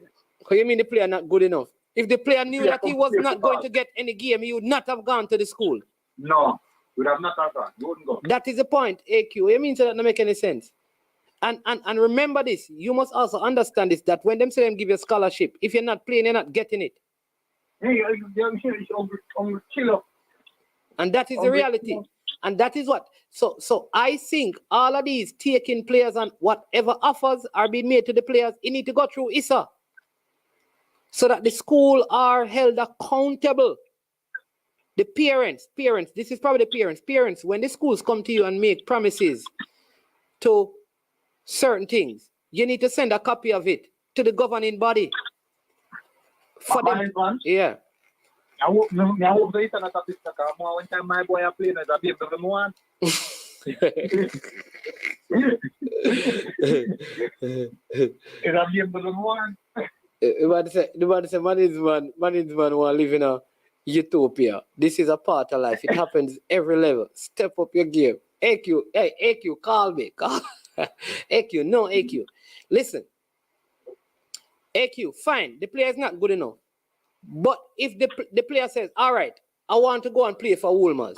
I can't make a team because you bring in 4 players who are better than me. I can make the Wolmer's team. He should be allowed to play at Wolmer's. That is what I am saying. Mm-hmm. What is wrong with that? That is what I am saying in the AQ. Allow him to go to a school that he can play. If he want the scholarship, he can stay there and don't play. But if him say, listen, I'm willing to give up the scholarship because I want to play football, he should be allowed to go to a next school and play. I think so. I would agree with that, man. It's very unfair for them because you deem me as a quality in the first place. And now because of different aspects now, preferability and everything that you teach for me now and me as a suffer. Yeah. And at the end of the day, all the decision was made between the bigger heads them and now me as a footballer are faced with. That's unfair to me. All right. That's very unfair to me. I'm going to give you a good example, right? There's a player that plays for, I don't know, I just use, this is hypothetical, people. I think his name is John. He's a Phoenix player. Plays for JC. Dylan John. I think that's his name, but he plays for JC. But last season, he was a starter. This season, a lot of players come in. He is relegated to the bench. Maybe he want to stay, I don't know. But I'm saying, if a player like that, because JC brought in like 6 or 7 or 8 other players, right? They can do that if they want. If John wanted to go to Wolmer's and play for Wolmer's or to George's, he should have been allowed to play. Because he never went there knowing that there would be recruitment of like 8 other players. Yeah. And it's unfair for him because he's a quality player. Nonetheless, he's a very good player. I've seen him myself. Talented young boy. And he's the on bench. And he would be, if he's the player, he'd be star of many different teams that be a star in that team. And he would get the opportunity to carry him just the same as the other players too. Yeah. So basically, they take us something from him just to still. All right. Me know a school. I'm going to give you a good example. I'm not going to call the name, but they said there's no guarantee to play. The only issue is if they're not getting the scholarship. That I don't know. The only guarantee is to pay their school fee. All right? So, there's a player, right, that I know very well at a relationship in terms of his coach. Went to a school to play from one parish. He was in boarding, captained the team did well. The team did not. The team was supposed to win the league. They didn't win the league. Immediately the season was finished. Remember, he still has school. So the season finished around this time, but school don't end until in May. So he has around 6 months of school. But the school started recruiting for the following season that the player would not be able to play in because he would be leaving. Make sense so far? So what they said to him is that, listen, you have to come out of boarding because we have to recruit some other players to play. So the player had to move back to a rural place where he had to travel miles if he were going to get to school. Ended up that he couldn't do it. Couldn't keep up.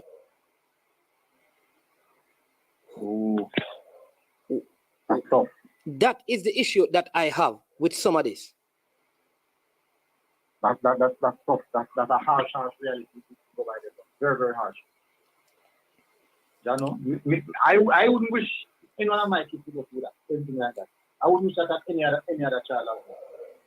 Yeah. Very, very harsh. I hear Unseen Sport asking a question. It says, did you know players getting paid in Schoolboy Football League management? Address that topic. I can address something that I don't have no proof of. I can't prove it unseen. I have heard such stories, but I can't prove it. So I've heard it.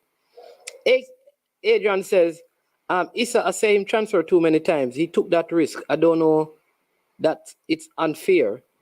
They took a risk and it didn't work out. I don't know, man. I don't know. I just don't like it. Dangerous something. Dangerous something. Yeah. Anyways, the management. Hey, but we need to do a show, you know, about this whole past and present football kind of a thing. You know, good thing to do. Maybe we can get some of the past players and funny. I will have a discussion with them. No, if you ask the past players, you know there's going to be one result. Players are always going to stick to their era. Right, you need to get someone in between. The best person to talk to are the coaches them. Yeah. Hey, you know what? That is not. Listen, I remember I talked to I've spoken to Jackie Walters and Liebert Halliman. Those people believe they call Liebert call the player them from the past magic. When they call Alabama name, Coach Liebert Halliman say, no man, magic that man. The man can't roll ball. You ask Jackie Walters about that, but Jackie Walters said, no man, special. You ask Bradley Stewart, man. Oh my God. Let's not even go there. So I don't know how you're going to get into that conversation. All right. Some of the person, like our coach, like our Lenny Hyde, maybe Lenny Hyde is a good person to talk to. Yeah. All right, Tiga. These guys, you know, who have been. No, you can't ask Tiga that, man. Your man, Tiga, go tell us them man they can pass ball like Hector Wright, man. We have to.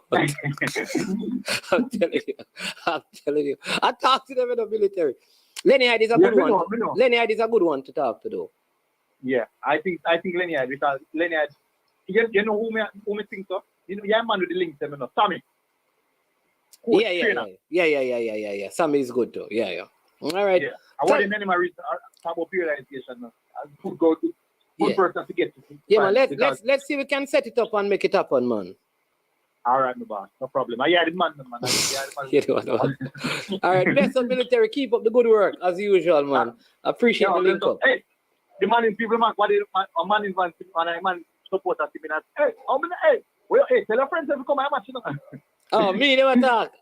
Yeah, man. Oh, jeez, yo. I'm going to tell you, White. Rough this season. Me talk to them a lot still, but me I tell you, this season. This is hectic, man. There's Cuba as well, it's hectic bad. Kevin talk about the man instinct. Hey, you see, you have some school ready to call the players them. Stop calling man them, man. A man is the man them. Stop calling man them, man. We are calling man them up at the school for. Man them now, the man them now going to town. Yeah. Yeah, and some town school there on the phone line. Hard. Oh, yes, the Porter, you can tell us that people support around on Porter, right? No people support around on Porter right now. But I'll tell you, hey, yes, the center back with Manning, Jevin Williams. Yeah. Yo, Manning, man, that you there. Yeah, man, a couple of them, I think a couple of them going overseas, though. They should be going away. So, let's see. In Porter, I believe Porter, yeah. Yeah, but man. Jevin Williams, the center back, number 4. Superb, man. It's not just the fact that I'm a 15-year-old now. I'm already captain armband, you know. Yeah. I'm already captain armband, you know, at his age. And they have all the players funny fish than him. And the way he command himself, the way he angle himself. I'm realizing I have to pitch me and watch him. Yeah, you know what I love to see? I would love to see like him and the stats defender, because they are so young, play together. And train as a Jamaica like you, two very good young players. Yeah, tall, I think they're good. Strong, yeah, able to pass the ball, very good with the head. Quick across the pitch as well, the recovery. Yeah. I think they're good, man. They're good and very good center up and balance. And they know the game. I think that's one big difference with these youths now, man. The man they know the game. Yeah. And you know the funny thing? Miller is one coach, and the coach tell me say, see what a football match up right now, the higher level go, are the more things that you apply during a match. Even one match, one coach change all them system 4 or 5 times. Next coach change the system 2 times to adjust to the next coach. Yeah. Hey, Balakar go beat you know, cause Balakar I try to get her a long time, you know. All my cat, yeah, man. You know, Balakar is a call it. But big up, man. Yeah, man. All right, military, bless up. Bless up. Yeah, that MG Sports military guna. You understand me? Bless up. All right. I just seen this here. We'll see me can say the Balakar. What you say now? The Trelawney man. Man who says France winning the World Cup. The man unseen there on the same side of the fence.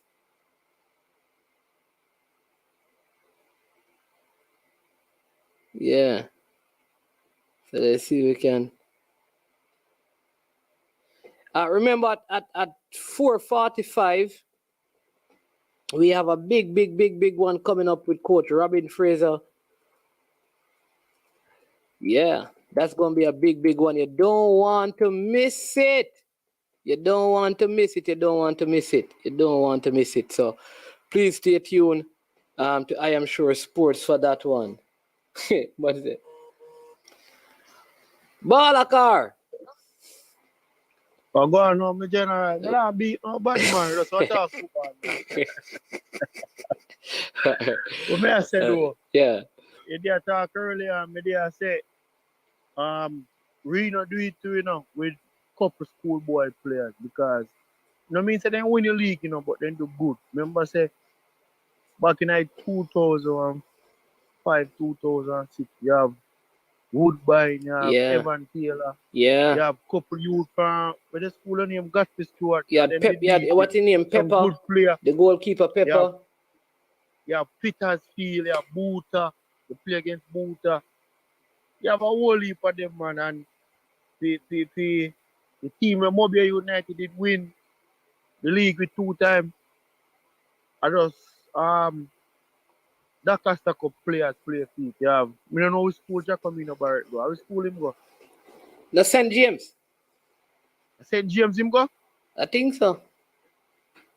If I saw be case, you have Jacomino Barrett, you have a youth named Bumper, you have Swaby where you used to be at Mount Pleasant, you have Cardell Simpson from William, maybe you have Ladiel Richie from Cedric Titus, you have Shavar Campbell from Cedric Titus, you have Accident from St. James with Cardo them.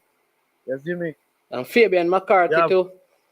Yeah. I had the Russies use them. And Green Fan. I had the Russies use them. Wozencraft and yeah.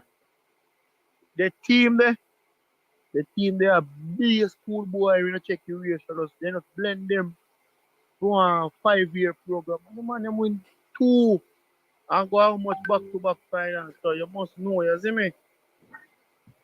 And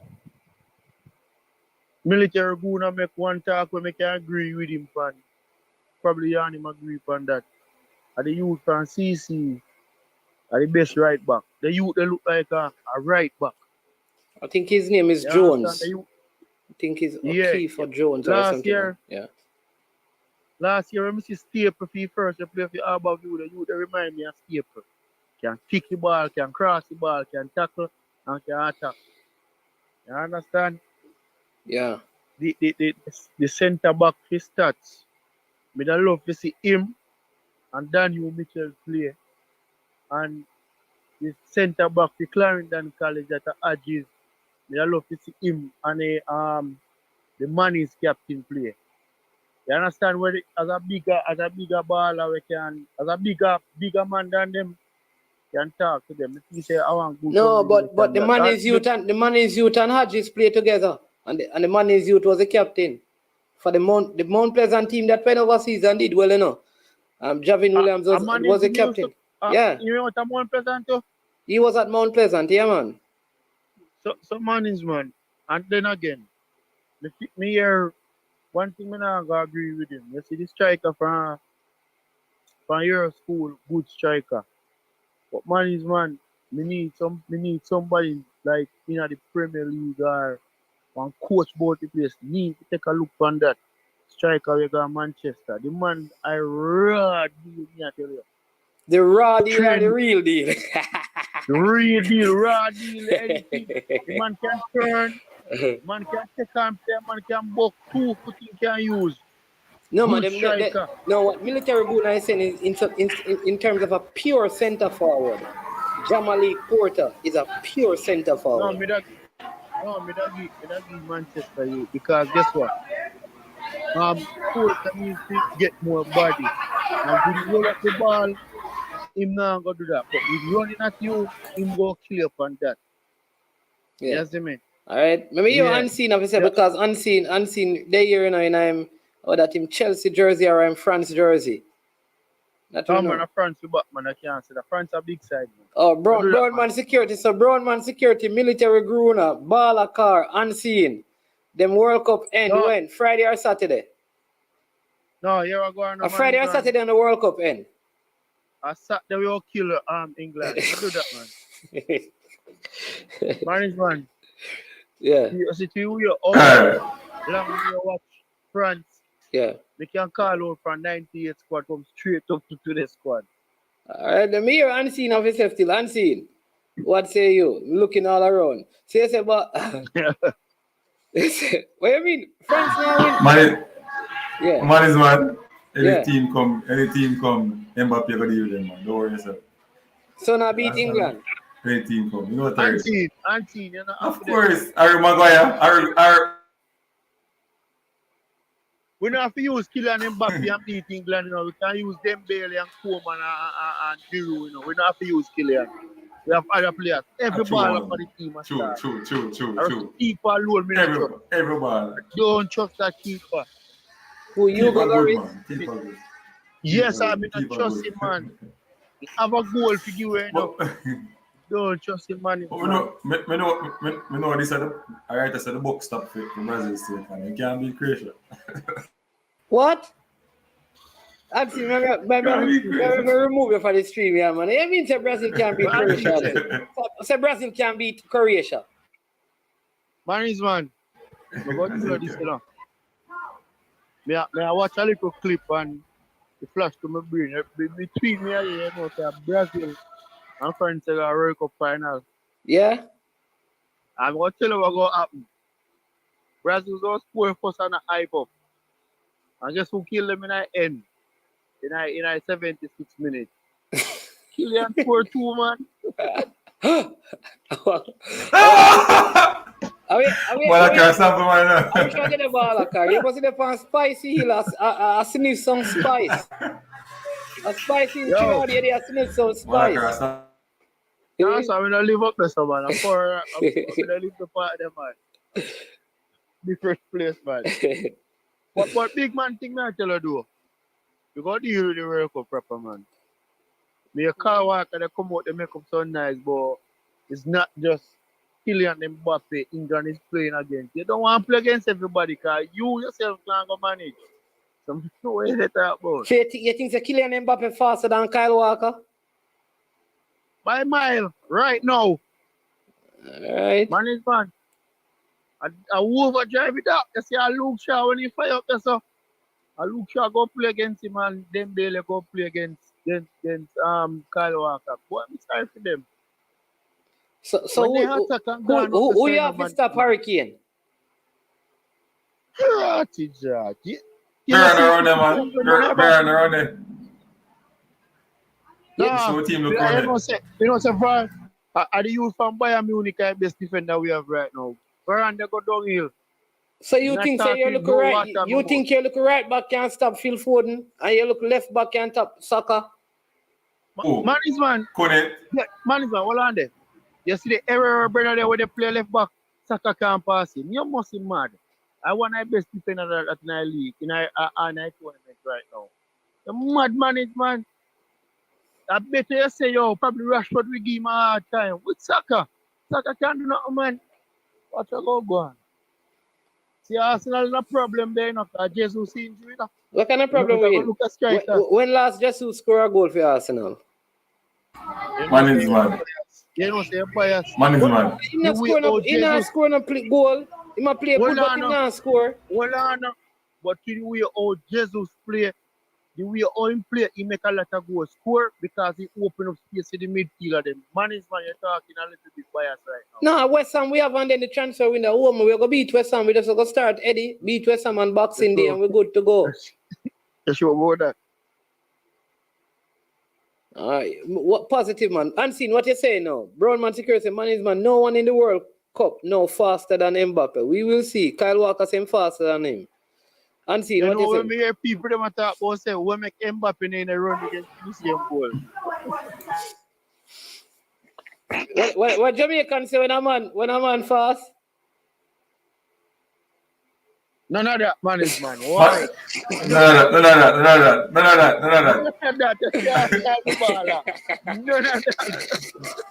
No, I drive my car out by the car. You say something. None of that, management. Management and Balakar. Management and Balakar. We need to do a show, preview show on the games before we actually do the watch along. Because we want to make some prediction before the watch along. You get to understand, management? Yeah, man. Then we want to do the prediction. A big match, man. 3-1 we are win, man. We not get England 3-1. Yeah. We don't really believe that France not get England 3-1, man. So Me really believe me really too like England, you know, but management, with them the cross here with the coming out back. You think that Harry Maguire can stand up to Giroud and India? Harry Maguire play good for England, you know. Why you hate Harry Maguire, man? Isn't Harry Maguire a Manchester United player? You know, support Manchester United. All right, no, we want to let him go. You can talk there. I don't want to say he's an anti-football ICFP. Right now, more let him go. You man all this up Luke Shaw. And Luke Shaw no. A fax me talk, you know. Luke Shaw can run. Luke Shaw can run Dembele. He can run on Dembele and my boy. Our poor man. Me tell you the last time I come on the program, you know, I saw in 2024, far and hard, we have the run up front. Fully, yes, and we have 2 monster truck on our back when nobody can pass. Well quick. And one of them big Benz Jeep there, 2024. You must be mad here, man. Tell him the name them. You like to know any name, Balaka. You know any name. Hey, the last time in a Balaka, you come on the program and you make prediction, you know. When you know go the way, at the first time since the time you call back in, you know, you realize. No, you're going. You're going. We're sorry about your one. Oh, you just apologize. What a car run. I want to see where man him do to Lewandowski. And Poland a good brother. Eh? A high five ball, and not on Wi-Fi, no, a high five ball, Poland a play, no. Poland a kick ball in a year, you know. Like a pole vault business, they depend on the brother. They don't play football. I want to Poland, man. Poland never do like ball, man. You can't compare what France do against Poland, man. Poland not ready for this, man. So they make it out of the road. Lucky, man. Lucky. They never did to go through. They are the one team I never want to go through. But man, you know what I go say to you, you know, say, I don't know which program you hear upon. I want Bala then say it, you know. I wish Bala did play for Alan when he used to play for Barcelona. But they look with him. Xavi. Play for Haaland? No France. Xavi name. Play for Haaland. Xavi. The youngster. But they are PSG and now in there I must say Ajax. So any Xavi, right? Simon. Man, give me a second here. Yeah. All right, yes. You see that little youth there? Yeah. Do an interview and say the best thing him ever do, I left Barcelona because Barcelona system don't make you go in no gym. And once you're in the Barcelona system, you will get maga. Anybody can bounce you off of the ball. Nonsense. The man said, take a look at Lewandowski. Lewandowski trim right down. Nonsense, that they man. Don't do what? Listen to man. So on to Messi. Messi wasn't at Barcelona. After Messi now, you know, see a gravity Messi. Come like it to Messi. Man is man. You know Neymar wasn't at Barcelona. Suarez wasn't at Barcelona. Hold on. when you see Neymar leave Barcelona, you know, see how stronger you see Neymar start build up more, get stronger, start more. That person, that person, but you there Barcelona, you get Marga and get, but not go like that because Neymar was not being bounced off ball, and neither was Messi, neither was Suarez, Coutinho was that wasn't to Coutinho. That not to Memphis Depay right now either, or Dembele right now. You know, see how Memphis Depay trim right down. What? Man, come like that. What you talking about Memphis trim right down? What wrong with the well, man, the pro. I'm a come from a program and tell them to Spain have to drop out, you know, with this weak defensive midfielder and this one defender Spain have the player on their back against everybody, you know, a lapot, you know, man, which was wrong, you know. Busquets don't tackle none at all, you know. When he have the ball in good, when he have the ball down good. Radji, if you as an attacker that run down for Radji, you're 95% sure you're going to beat him. All right. You wrong. Defender. Your TikTok a correct, you know. The man say Kamaldeen Suleimana, Ismail Issar, Anthony Robinson, Ashraf Hakimi, David Room, Dan James, and Spain Nico Williams are the only other players to exceed Mbappe top speed at the World Cup so far. so Mbappe is not the fastest one at the World Cup so far. They still can't go catch him. Kai Walker go pull a hamstring, but I know slow down. Man said, nah, I'm a Kylian Mbappe stop him from win World Cup, you know, like a Kylian Mbappe one for all right, so it's France. Major tournament, you know, man, man. A 3-2 we beat them, you know. I think we get one red card too, you know. Last time we beat them in our major tournament, man.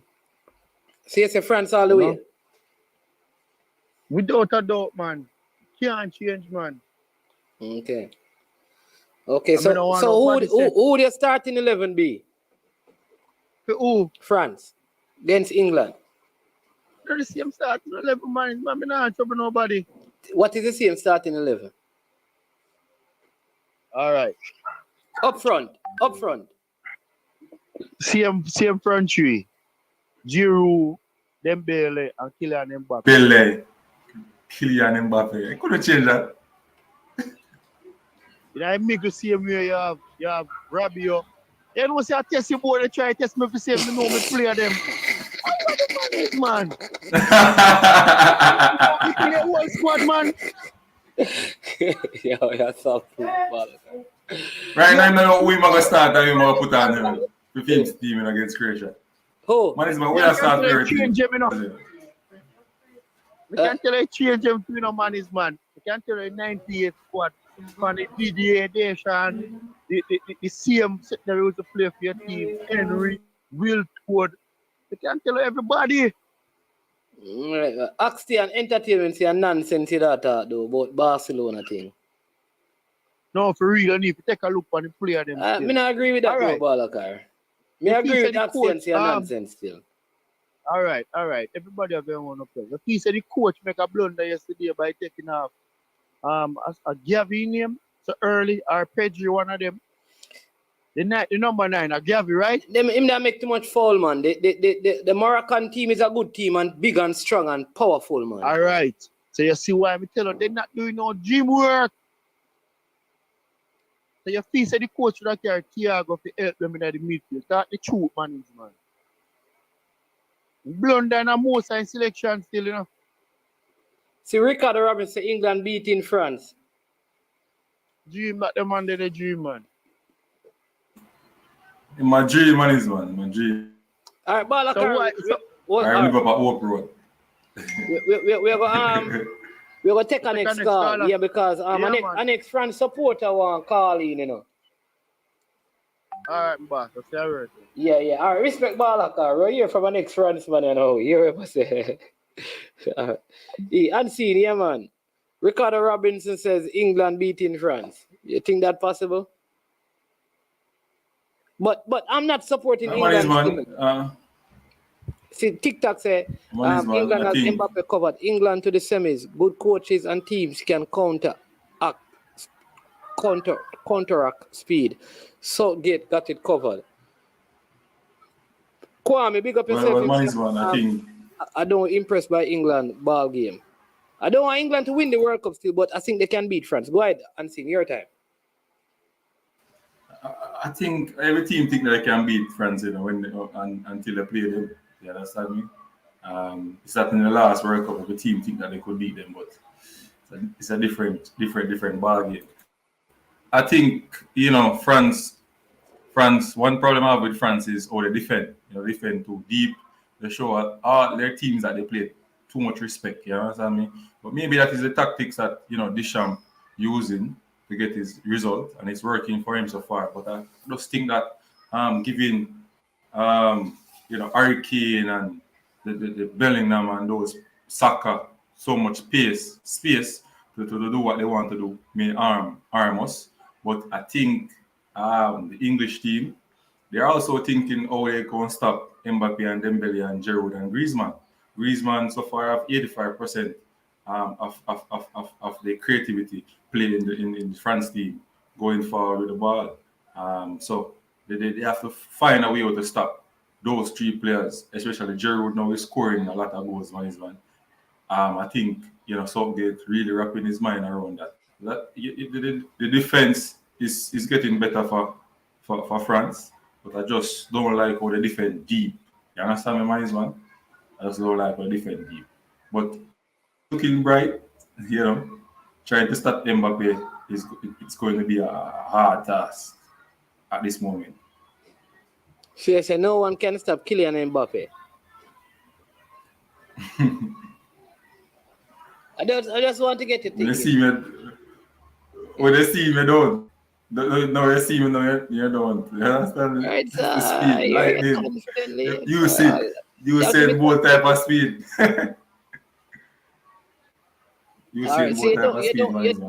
Here, Kyle is saying that Kyle Walker is a big game player, and Kyle Walker also Saka on that side as well, and Saka is not slow, so whoever coming down that side will have to get past Saka and Kyle Walker, who are two very because Saka has also played in that defensive position before, so he could help with the double team over on that side. And it is also the side that John Stones defend on as well. That is England's right side.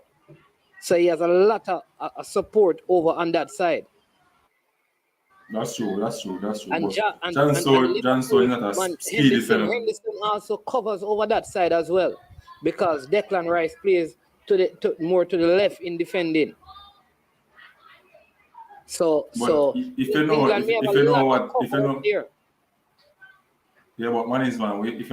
how France play, France love the foot race type of football. You understand me? They won't try to pin you down all the while. They try to let you press them high. Then they play the ball over to Kylian for a foot race, and that is where we are lethal and counter press and counter. So you think when the coach bring on say like a Marcus Rashford with his speed, France defenders can stop his speed? Because Rashford not slow enough, brother. Rashford is very, very fast. The other thing, them look at defender they're going to struggle against. Those defenders are going to struggle against Harry Kane. Harry Kane, people don't rate Harry Kane. Harry Kane can drop off and knock ball and get back in. Harry Kane is very good, brethren. It will be a good game. Harry Kane is very good. You can't give him that chance. But what I'm saying is that I've seen a lot of goals in this game. I just seen the France scoring more goals than England. What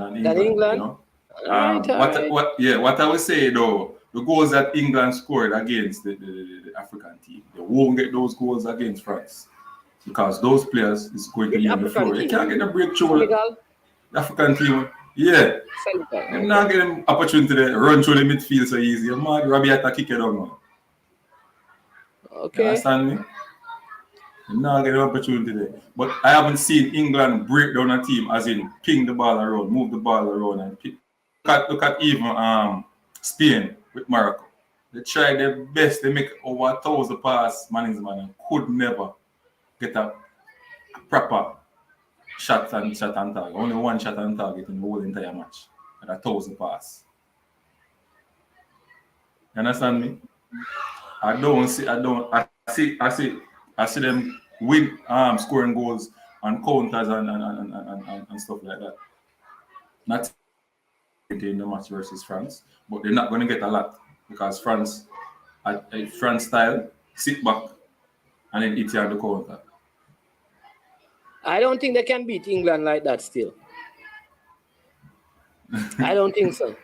I don't think they can beat England on the counter because England don't push up the wing back that way to be caught on a counter still. So it will be a very interesting game. Like I said, that I really I don't want England to win the World Cup. They're my favorite team.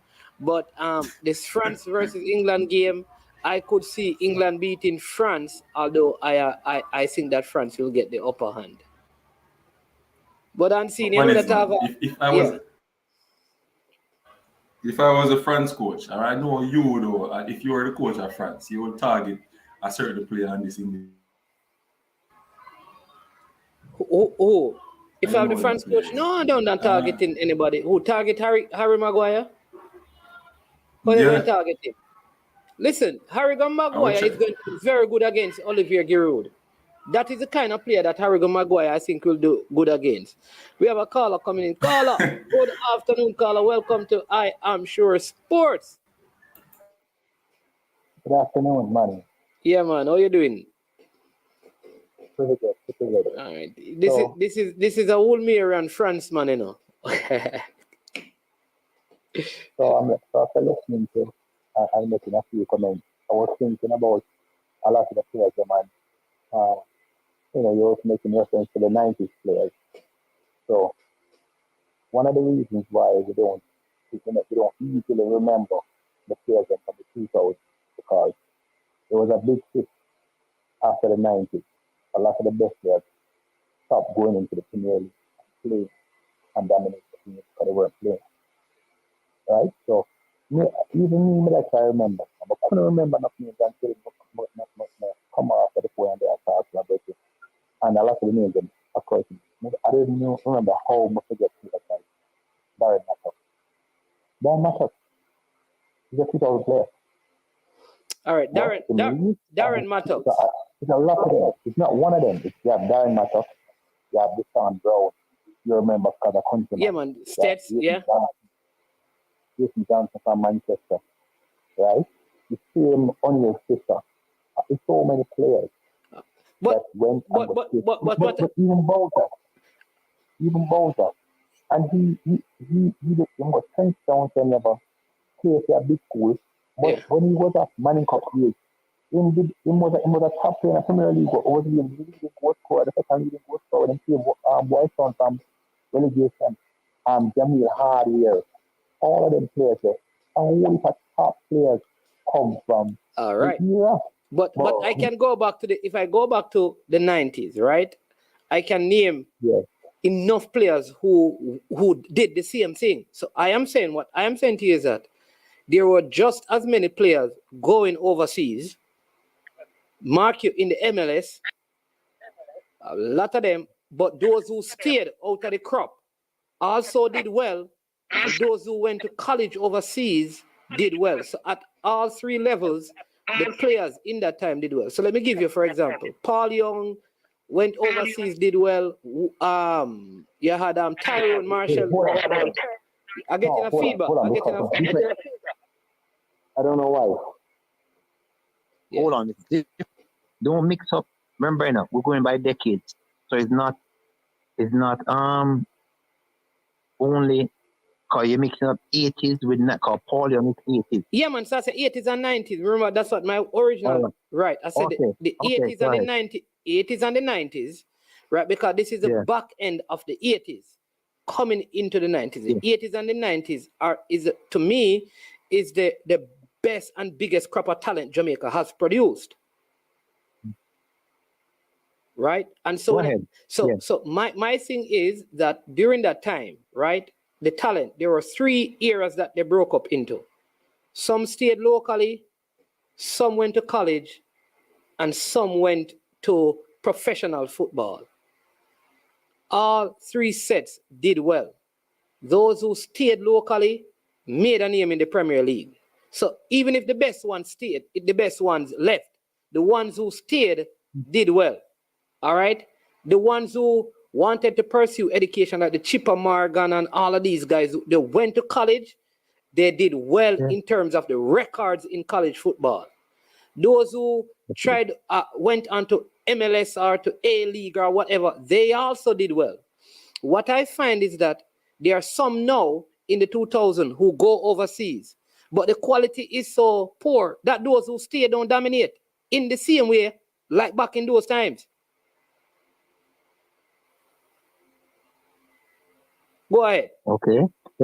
No, what we need to do is over the period of time when we're talking, is to describe all those that left and those that remained behind at the same time and who dominated, relative to now, all those are left and all those are stay behind and how bad them do, because as Balakar called in earlier and said, Woodbine never leave, dominate, and name a list of players that I know some of them, but I never know all of them. We stay and we're big players in a Premier League for the teams and we win multiple times. Well, so, Woodbine stayed 2 years and then left Reno after he finished at Frome and went to what's the name? Charleston Battery, I think the team is. Yeah, Charleston Battery. He mentioned the defensive midfielder to Evan Taylor. Yeah, Evan Taylor. All the guys. Yeah. Even the 2000 the Glenmuir team 2004 team with Sean Francis, Eric Vernon, Stephen Morrissey, what the attacking midfielder name again? Start with a C, I can't remember his name. Carnell Learman was in that team? No. He was the attacking midfielder. I can't remember his name, but it will come back to me. But they had they were a triple champion team, a bunch of national players on that team. The 2 wing back them, Morrissey. I can't remember the defensive, the attacking midfielder. Can't remember.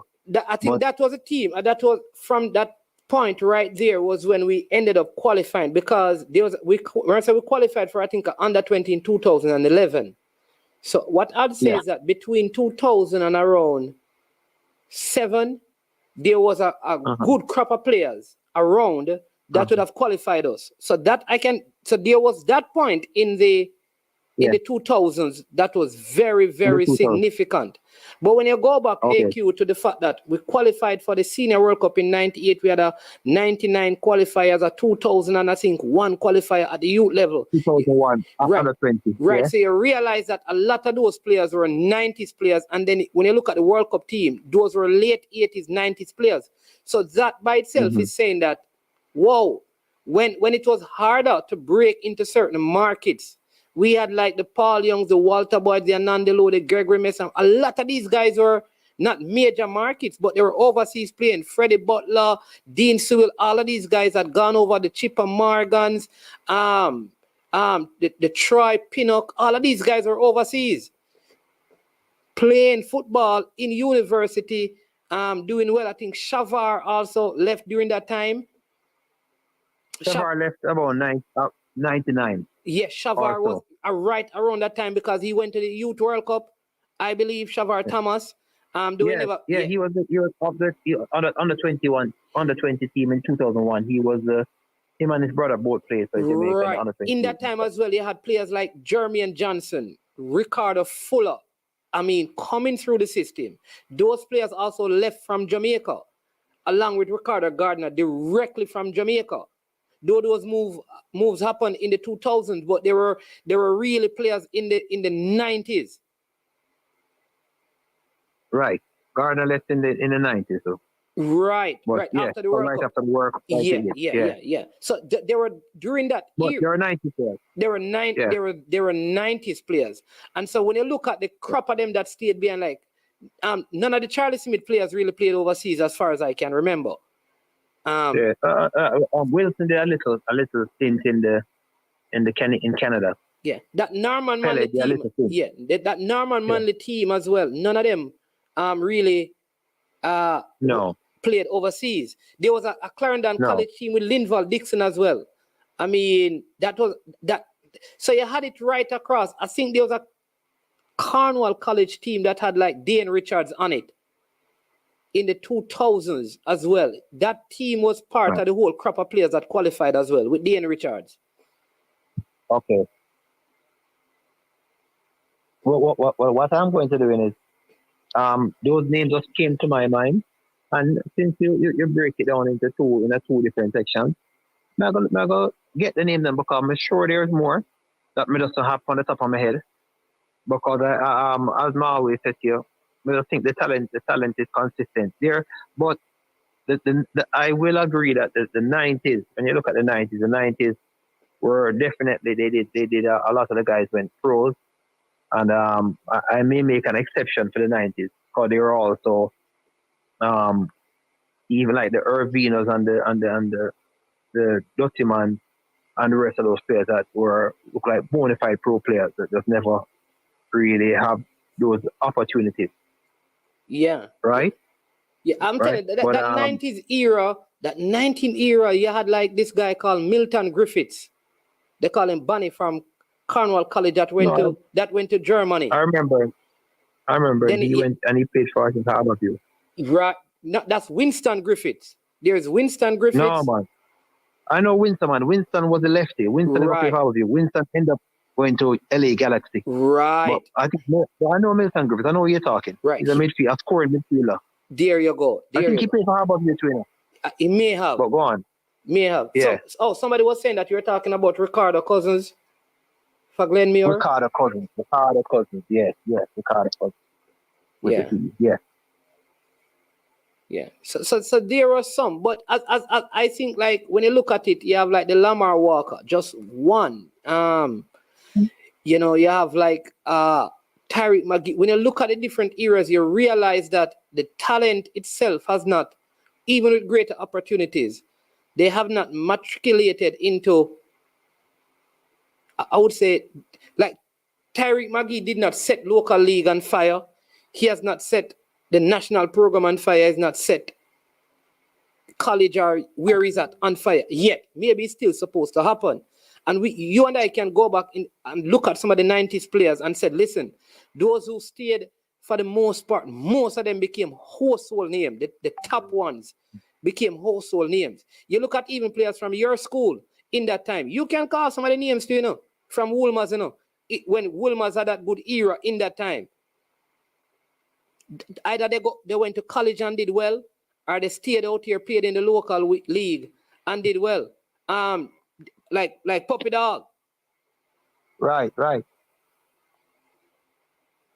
Yeah, man. No, again, as I say, the 90s, I think the 90s, they look at, and I will help you with that, because even QPs and Claude Davis. Yes, I forget that because that Claude Davis season, the league was actually, that Meadowbrook team, the league was stopped. And then Donald Quarry had this team with Little Bibi and this guy came that when the league stopped as well. Yeah. You had also this 90s would have been Little Bibi as well, because remember he ended up going to Russia as well. So he was a legitimate. Right. Yeah, you had Ryan Nelson, Bumpy in the 90s as well with Dunoon and Kirk Ramsey. Because Ryan Nelson played overseas as well, Bumpy. And remember, the next thing to look at is that Harborview team that was formed out of a lot of those young players in the 90s ended up doing well in the CONCACAF Club Championship. So did Portmore. Because you had Lovell Palmer. Yeah. Lovell Palmer, I think, was part of that team as well. Jeremy Yu is a 90s player as well, though his school didn't do well.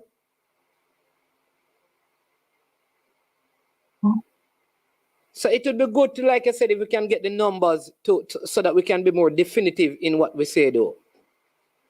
Yeah, no, I'm gonna do my part and get that. Yeah, man. I'd appreciate that. I'm not gonna make a list.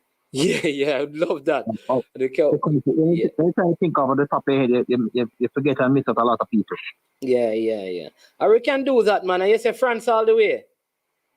Somebody mentioning Geddes Alexander. No. Well, I mean, who I think is gonna win, or who I root for. Who you root for and who you think will win?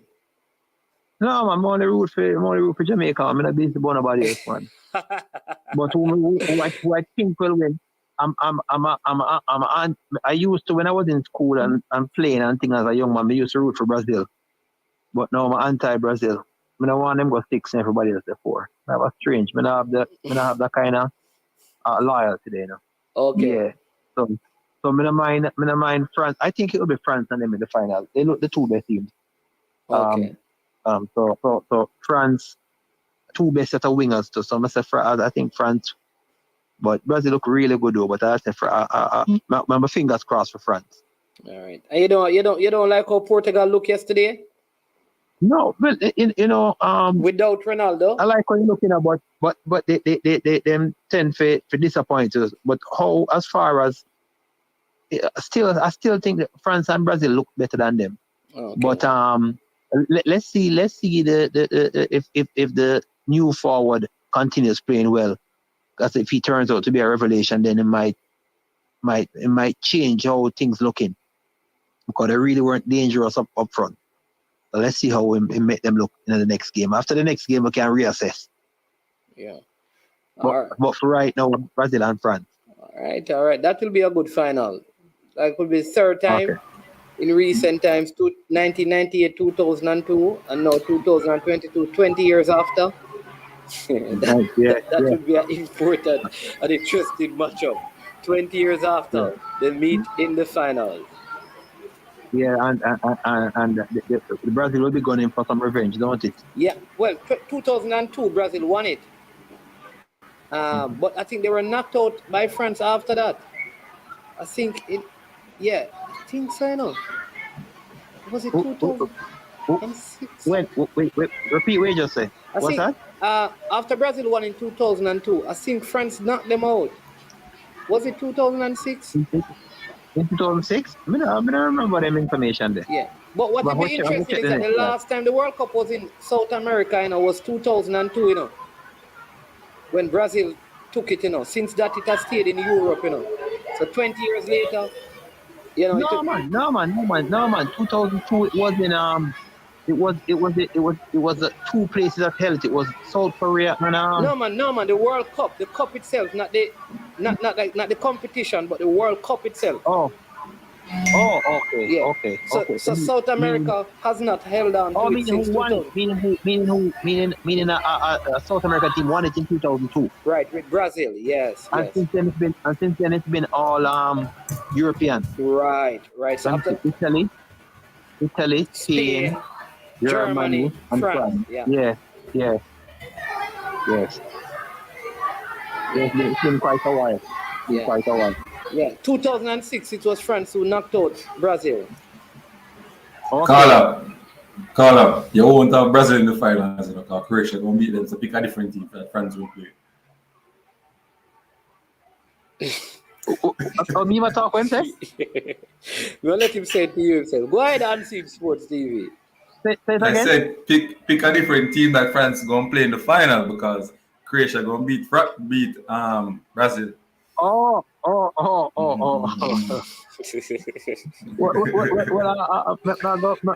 my fingers crossed for that happen too. Really? I don't believe it will, but my fingers crossed it happen. I see Nazri Gray saying that Harborview team had Fabian Taylor and Jermaine Taylor as well.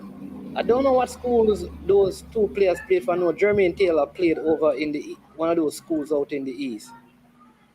Yeah, because St. Thomas him come from it. Okay. Taylor, yeah. And he played. Someone is man. What do you think of? No man, he had a long career in the MLS, and even after MLS, he was out in I saw him out USL. in Austin. Yeah, in the USL finishing his career. That was just last year. Yeah. Yeah, man. That was just last year when we went to watch the qualifier against USA. He was playing up to last year. He may be still playing now. He's still playing the USL. I have to check it out. But he was playing the USL up to last year. Yeah. Yeah, man. But I remember he played for a long time with Houston. I was a long time in the MLS. Yeah. Yeah, so that means that all those players were 2000 players too. And even Fabian Dawkins was in the 90s as well. That's a village player. Yes. That's a bit. Yeah. Was it? Yeah, because he played in the A League. Yeah. He was at Atlanta playing in the A League. Fabian Dawkins. Yeah, I have a friend that was playing there with him. Yeah. So I'm gonna put it down on paper one because when I use a remember not too reliable. Yeah. All right, AQ. Listen, we have Robin Fraser coming up at 4:45, so we're going. I'll be listening. Yeah, man. All right. Bless up. Respect every time. All right, every time. Yes, Unseen. You have the last word now. You're the boss, and then we'll close and we'll be back at 4:45 to hear from Coach Robin Fraser. I was just asking what you think about the Argentina game. What you think about that game? That game is very interesting. Boy, it's a very interesting game. Who do I give that one to? Messi is always going to give Argentina a chance, but as a team, I think the Netherlands are a better team, but they always fail to deliver in the key moments. Argentina normally does well here.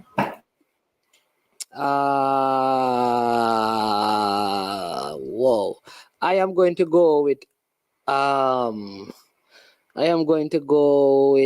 it's a tough one. I am going to go with Netherlands. I will squeeze Netherlands the one here. Messi going to do good, but I have some feeling that Netherlands going to beat them. Something I click me that Netherlands going to beat them. Even though Argentina are playing good so far, different goal scorers. But I have something that's saying that Netherlands going to beat them. Bergwijn, Memphis Depay really looking like he wants to score some goal. Blind playing good in his last. I think this is the last World Cup. Van Dijk versus Messi. Who will win? Let's see. Van Dijk and Nathan Ake. Man. Good team. The Dutch have. What? The Mullins man says, we're going to end with this one. Let me know when you're talking about schoolboy football. I'm done with the World Cup. I'm taking a break from JP. Them team gone home. Yeah, Spain. Germany gone home. Spain. And the football Brian like, a team that passes a lot but don't shoot over the goal. That's his football. Yeah. All right. So check us out back unseen at at what time? At 4:45. Yeah, man, we'll be having Coach Robin Fraser. Big thing. You should be a part of it. We're gonna make sure that I signed you up for it. These are the things that we do in making moves to transform football in Jamaica. We're gonna sign you up for it because this is going to be a good thing for you to be at. You understand me? So people, 4:45, all coaches, all players, you need to hear what Coach Robin Fraser has to say because you need to be a part of this one. You understand me? Mullins lose one night and Spain lose the next day. Like me baptized out of El Chababas. Brian, you expect you play the junglist on a junglist, you can't win. If you have a home field now, then you have a chance. We don't have a home field. Understand me? Yeah, man. All right, that is it, people. You know what time it is. It is that point of the show when we say, I am Manning's Man. This has been I Am Sure Sports. Thank you for viewing. Please hit the like button, subscribe and share. Check out Military Gona, Coach's Desk, Unseen Sports TV. Show them some love, the same love you show to Manning's Man. You understand me? Bless up one and all. I am Manning's Man. You know when it gets here. Join us again, 4:45. We are over and we are out of here. Boom, check it out. I don't know it's Jason. I'm here represent for I Am Sure Sports. For the latest news and updates, check out I Am Sure Sports. Make sure you go to the YouTube channel, subscribe and share. Jason representing I Am Sure. I Am Sure Sports.